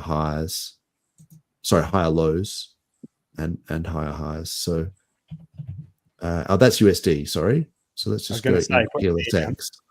Yeah, okay. So maybe I was right. So Ink PLSX as a ratio is going down over time. So that's so even though Ink is going up in price against dollars, yeah, it's still going down against PLSX in the long time frame. Maybe in the short time frame, if I went like intraday, like 4 hours or something, yeah, it's pumping against PulseX. But over the long term, it is certainly going down. So anyway, that was my reasoning for what I was saying earlier. Let's also check out some degen coins. So Tron doesn't seem to be doing much lately. Tinex is down for some reason. Oh, actually, no, about going sideways. What's Volt? Oh, Base Radiant's left just right at that time, wasn't it? Like that. You say Tron isn't doing much. I had a massive pump the other day. Back, you said the name. Some of these memes on Tron, I was just saying. But Tron did do a massive pump the other day. You're right. Maybe they just need better memes. I don't know. What if I go... Tron's got like more daily active users on it than any other chain. About 1.5 million daily active users a day. Yeah. They deal with a lot of like gambling, stablecoin. Yeah. Gambling apps. Yeah. So with Deck Screener, I tend to just go down the list. I mean, in terms of volume, PulseChain's got more volume than Tron. Yeah, Tron doesn't have much volume or total value locked. It's more just the users gambling with small amounts, I think. Yeah. And if you go liquidity, yeah, they've got some. So this is someone I'm not familiar with, but there was certainly that Sun token and Sun Dog, but like they're posting small numbers, and I suppose the volume 170 grand in a day, not huge. No. I feel like there's definitely some other memes that you could look at. Tangang have been not looking too good lately. Peach is up 45% for some reason, but everything's been going down for Tangang. So maybe people have just been rotating into the pDAI stuff. Definitely. I always thought Pika was going to be a good bet because it was sort of leveraged on Somi. Shout out to Somi, hardest working content creator in bloody crypto. Oh yeah. He's AI. He's AI. That's right. He's 100% AI. AI can't take his job Yeah, because he's already AI. Yeah. So yeah, but maybe that's just consolidating, I guess. But I thought that this would be going up more based on his popularity, because I think Somi's popularity has been going up. Yeah. But maybe they've just been buying pDAI instead. That's pretty Oh funny. yeah, he's been also, really going hard on pDAI at the moment. He talks about Victor and stuff a bit, but the pDAI, he is like the loudest voice in the room at the moment. So yeah, I love what he does. Yeah, let's hope it goes well, because he's bullish as on it, and a lot of people are following that. So yeah. Klaus has given us one here. So put your DGen coins in the chat. Cocky New, I think, is on AVAX. That's maybe okay. There's a layup joke there, but anyway. So yeah, you're right. That has been going up. And what was the other one she said? The Sui stuff. Oh yeah. So there is a few meme coins on Sui that have been doing well. So Blub or whatever. Yeah, I haven't got any of these. So, but maybe if Sui ratio on Sol is sort of going up, then maybe some of these meme coins. There's probably more. Like maybe if I go on Sui and then just go by liquidity, there's quite a lot. Cetus, Deep, Podge. I don't know any of these. Some of these look like rugs. You got to look at the dollar volume as well. This is less than $1 of volume. So yeah, it doesn't matter if they've got fake liquidity. Yeah, so maybe just to look at the dollar volume as well. So there you go. Sundang. I don't know what that is. But yeah, I mean, some of these things are just like super risky, just, potential rugs. Have you heard of Hyperliquid, Ross? I've heard of it, but I don't know much about it. Yeah, I think it's a new chain that's just launched. Yeah, I've heard of people talking about it, but I haven't looked into it yet. Okay. Yeah. Just keep an eye on these things, I guess. Yeah, so this is Avalanche, and that's that. Cocky New. Base Radiant, what's been happening with Tide and X? Sorry to butt in. Yeah. So there's a dude called Steve DeFi, and he's launching a bunch of like there's a concept that all basically like where you tie liquidity to a coin and then you launch a bunch of coins off that. Like there was I'm not doing it justice, but that was what Vault was. I know you asked what Vault was. Yeah, sorry. When you went outside, I was just like, went rogue. Yeah. No, that's all right. And then also there's another one called Shogun that just launched, which is doing, it's like a tax token, but it's tied to everything, so that it's basically designed for ARB bots to come in, and then it makes money on the ARB bots. So and then there's always like this ratio that's slightly off. And so they're always making profit. And there's just like this massive cyclical thing that goes on, which is going to be really cool to see. It's still in its inflatory period at the moment. So it's a bit down. Yeah, no, I come back, bookmark this and come back after day 28. We'll see what happens. Okay. Yeah, no, we like it. A little bit of so it's going to be an interesting one. That does look like a capitulation week, and maybe there was a couple days where if you got in the auctions, you were in profit. There was like on day 5, there was like a 12% ROI on the entry to get inflation. So without going into how auctions work, they're a bit like the adoption amplifier lobby in Hex. So right at the start, back when it's not in the UI anymore, but there's like these daily things that happen. You get in and you get 1% of inflation. That's how they work. I'm going at a very fast speed and a very high level of some advanced stuff, but yeah, that's what's going on there. How's your project going, Base Radiant?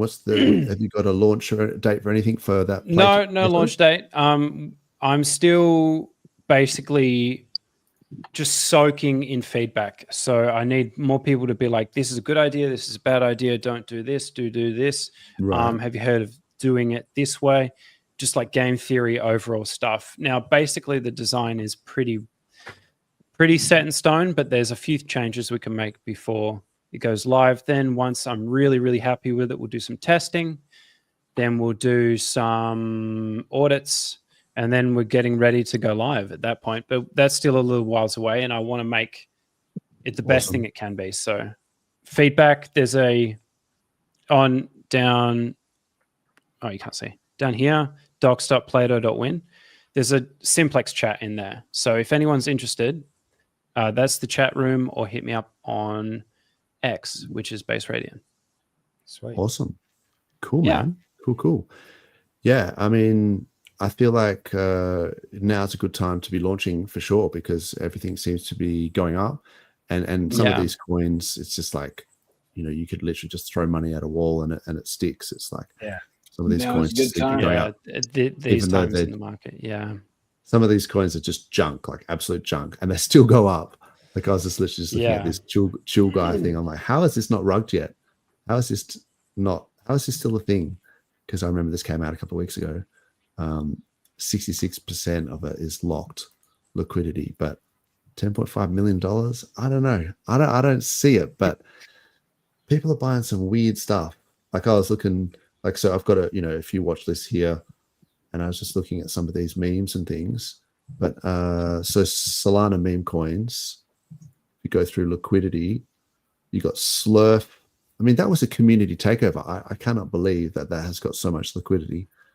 Book of Memes, Mew, Dog with Hat, Popcat. Peanut is still going. I cannot believe that Peanut meme has still got legs. Yeah. Why? That's the only one I'm behind. I'm behind Peanut. I'm not in Peanut, really? but I'm behind Peanut. No, I'm not. I'm just like all for it. Yeah, true. Got a good story. RIP Peanut. Yeah, but it was sort of almost around the election. So that's why I was for sure that it would be like a lot of the MAGA coins and things like that ended up dumping, after the election. So I was surprised that one still had legs. But yeah, look, some of these ones are coming back. And, we talked about all the old Dino coins coming back as well.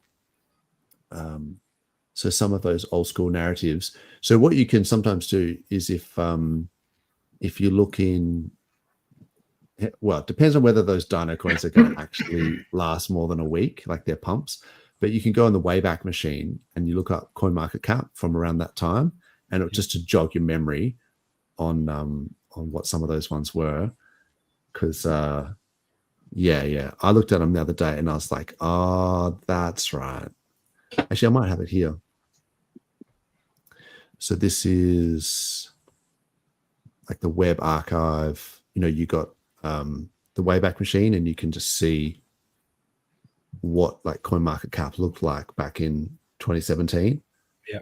And it was like, like Ripple, Dash, Litecoin, IOTA, Cardano, Monero, Neo. So that's still Lumens. I remember this shit, like XLM. It was all about BitConnect. Oh man. It's amazing how much it changed, isn't it? Like every few years. Yeah. So it's funny that a lot of these coins in the top 10 just like didn't exist for a long time, and then they just literally came out of cryostasis. But yeah, like EOS, Neo. Yeah, I round tripped a lot of these ones, but XLM, I always thought that had potential. That was funny because it was all like the memes were the narrative was all about transactions per second. And so Stellar Lumens, I remember, had like an amazing like TPS. And it was like, well, if banks are going to adopt it and, Visa rails and all this stuff, then you need to have the transactions per second. And it just all went to zero. So, yeah. Anyway, this is a good comment. Token sniffer can help. Bait volume. Yeah. Be careful of, liquidity that's not locked. People can rug liquidity if it's not locked. And links, be really careful of, wouldn't be clicking any links for the next year or so. Yeah, that's for sure. All DMs, all private messages on Telegram or Twitter are scams. Just assume that for the next year. Like every person who's contacting you, even if it's your buddy, even if somebody you see on the screen right now, it's a scam. Like it's and never give away your seed phrase or your private keys. If you don't know what those things are, look it up. Yeah, particularly on Telegram, don't click links, that sort of stuff. Like they're just nearly always scams. So yeah, I guess be safe out there, peeps. Definitely. Hey, did you guys seen that Alti is launching on the 29th of December? I know, I'm not saying whether to get into it or not. Okay, awesome. Not financial advice, but yeah, we had Steph on talking about it, and there's an official launch date. Yeah, December 29th. Cool. Yeah, I participated in that competition, and that was pretty eye-opening. But yeah, look, it could do well. It could do well. I think maybe on that first day, one of the insights I noticed is that on that first day, you get like a locked in. You get a pretty good price when you deposit. So then, yeah, when people sort of buy or whatever on day 2, day 3, I think it's hard to beat that first price that you get. Yep. So yeah, that's interesting. But I mean, it can always go down. I mean, one of the things as well that I noticed, and it might be good to have Steph back on and just sort of listen to see if he had any insights from that competition. You should do a post-launch. Yeah, maybe. Yeah.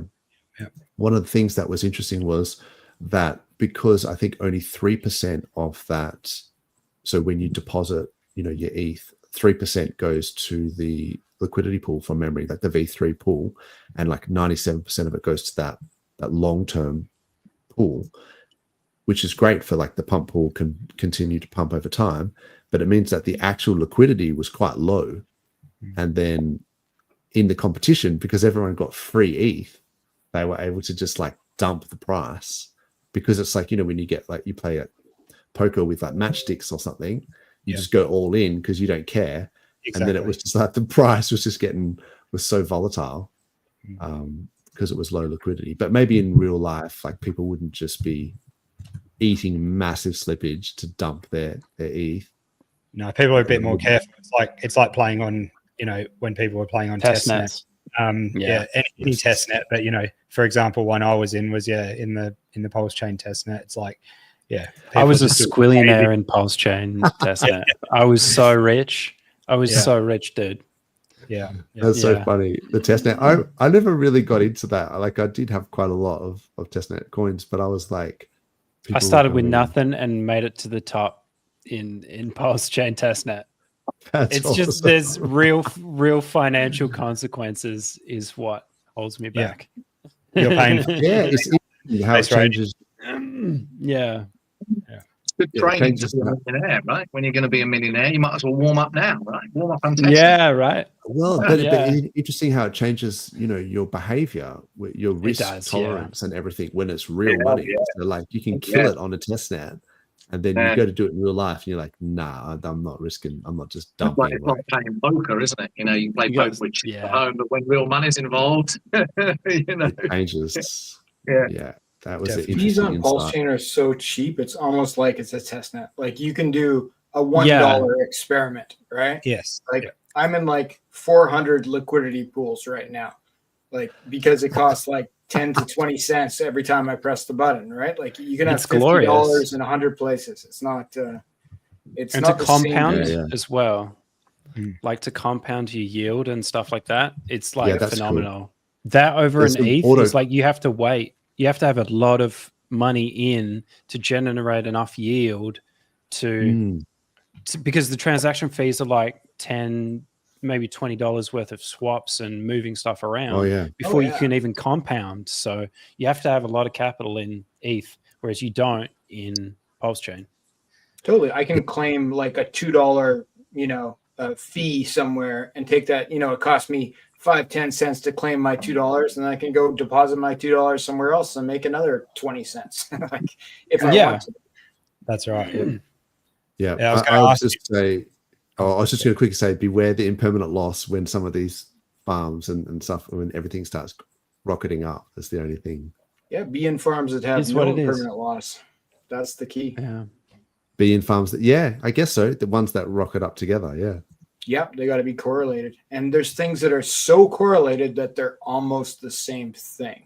right? So if you can be in farms, like we just got the vouch protocol by Jexa. Perhaps you guys have heard of them. True. Yes. Right? Yes. So there's the V Pulse, which is redeemable for Pulse, right? And now on 2fucks.io, we have a farm that's V Pulse versus Pulse. It's paying like 40% or something like that. That's 40% extra, right? On pairing essentially Pulse with Pulse. Yeah. Right. Making fees, increasing the number of like Pulse tokens you have or V Pulse, which are effectively the same thing, and then getting bonus yield on top. So we're going to see more things like that. There's a rocket pool fork coming out called Project Pi. And then we'll see a pool that's V Pulse paired against R Pulse paired against Pulse. It's going to make even more fees, right? Yeah. And no matter what, you have Pulse paired against Pulse against Pulse. And we already have that opportunity with Hex. There's like, how many different kinds of Hex do we have on the Pulse chain, right? So we have, and I'm not talking EHEX because there's a permanent loss there. We got Maximus DAO. There's the new actuator protocol that is similar to Maximus DAO. So you can pair Hex against Hex, just like Pulsechain Hex in like, a dozen different ways. And these things will move very closely together because they're mostly the same thing. There's even Icosa as well, and those sort of things pretty well with them as well. Yeah, they do, but there's stealing. This is pretty high. Yes. The Icosa sort of hex ceiling is like a 10x or something away from here. So yeah, it did hit it on EHEX not that long ago. The EX to Icosa ceiling was hit, and I was able to arbitrage by making Quattro Cinco stakes and then selling them to the Icosa contract and profit. Nice. That's awesome. I did that lots before. I hadn't done it for felt like a year, and I was able to do it again maybe 3 months ago. That's is there much? Sorry, I was just gonna say, is there much liquidity on the on Fux for like Maxi and stuff like that? Because I always thought Maxi Hex would be an awesome LP to be in. And then actually, there's almost all the liquidity on Fux for Maxi. Yeah, exactly. Yeah, but it's almost non-existent on some of the other dexes. So yeah, I'd have to check it out. I mean, I've got it here. Like there's a huge pool. Yeah. There's all the perps. So there's almost $1.4 million in the perps, and then you've got the Alex stuff. So that's like 900K. So yeah, I feel like that's starting to become. Yeah. And then there's another one with their team token, which is a little bit different, but still basically Hex. And then there's one with the Maximus DAO tokens from Ethereum bridged to Pulsechain, all paired against each other, and Hex from Ethereum. So it's like there's quite a few different options. Those ones aren't paying the most right now, but like you're compounding and you're getting more of the base tokens in the pair, and then you're getting bonus yield on what is essentially tokenized Hex stakes. So there's a lot of ways you're winning. You should bring up 2fucks.io and check out the APRs on there, because the APRs are much higher across on there. We do that on purpose. So have you had a lot of people like migrating their VFucks and stuff like that over? Because this is about the time where if it was locked for a year, that the unlocks would be about now, wouldn't they? Or just recently? No, they happened. We're at least we're like 4 months past that. So yeah, a lot of people have migrated over. We have 80% of Pokemon Index. That's good. Awesome. The Pokemon Index. Not bad. That's good. The Angry Oranges. They are a little bit angry. It's so good, and it's like what you're giving them a reward if they want to come in, even though it's called Angry Oranges. I dare you. Yeah, they're not my biggest fans supposedly, but they do a lot of advertising for me regardless. That's exactly right. Well, you can get into the Atropa Ascension. That's the market basket of Atropa coins. So that way you get your pDAI and your Atropa and teddy bear. The one right above is pDAI, the DAI USDC USDT. Those are the P copies. Yeah, right. 383 APR. not bad. They're very correlated with each other to the point where if pDAI hits $1, PUSDC will probably hit $1, USDT maybe 80 cents. Look, I worry about the admin keys for PUSDC, and I'm pretty sure even PUSDT. So that's just, but yeah, the pDAI, as far as I know, doesn't have the admin key, so that's the difference for me. But yeah, okay, and the pDAI Coast, there you go. So there's even something for 43 OG. Yeah, exactly. So there's something. There's about 100 farm choices on there. That's just the first page of like of 30 pages of farms. Yeah, that's crazy. Those APRs, that's really high. So that's awesome. It's working. Cool, man. Cool. Well, yeah, I think. Did you guys want to say anything before we wrap it up? Not really. I was just going to ask, Fast Abdul about 2FUCks, but we just had a look at it, so I thought that was pretty good. Nice. Yeah, maybe next time we'll go through it a bit more detail. That was just a quick look, but yeah, there's 133 people still watching. So yeah, thanks very much for joining us. And check out everyone's bios and stuff, and then you find out more information. Your Base Radiant's got the Plato thing, Ross Green's got his book, and Fast Abdul's got the 2FUCks, and True Blue and I we just sit here and talk smack about everyone and everything. Exactly. And we love having everyone on, like Ross, thanks for coming on. We know you're busy doing stuff as well, and Fast Abdul, it's a ridiculous time, and Base Radiant, you've just been bloody consistent lately. It's so good. So and it's awesome. Some weeks coming up where Dozza's going to be busy doing other things. So he's going to have his hands full. Exactly. Right, baby, 2 more weeks, and then baby is going to be here. So hope wishing you and Klaz all the best, especially Klaz. Yeah, thanks. Awesome.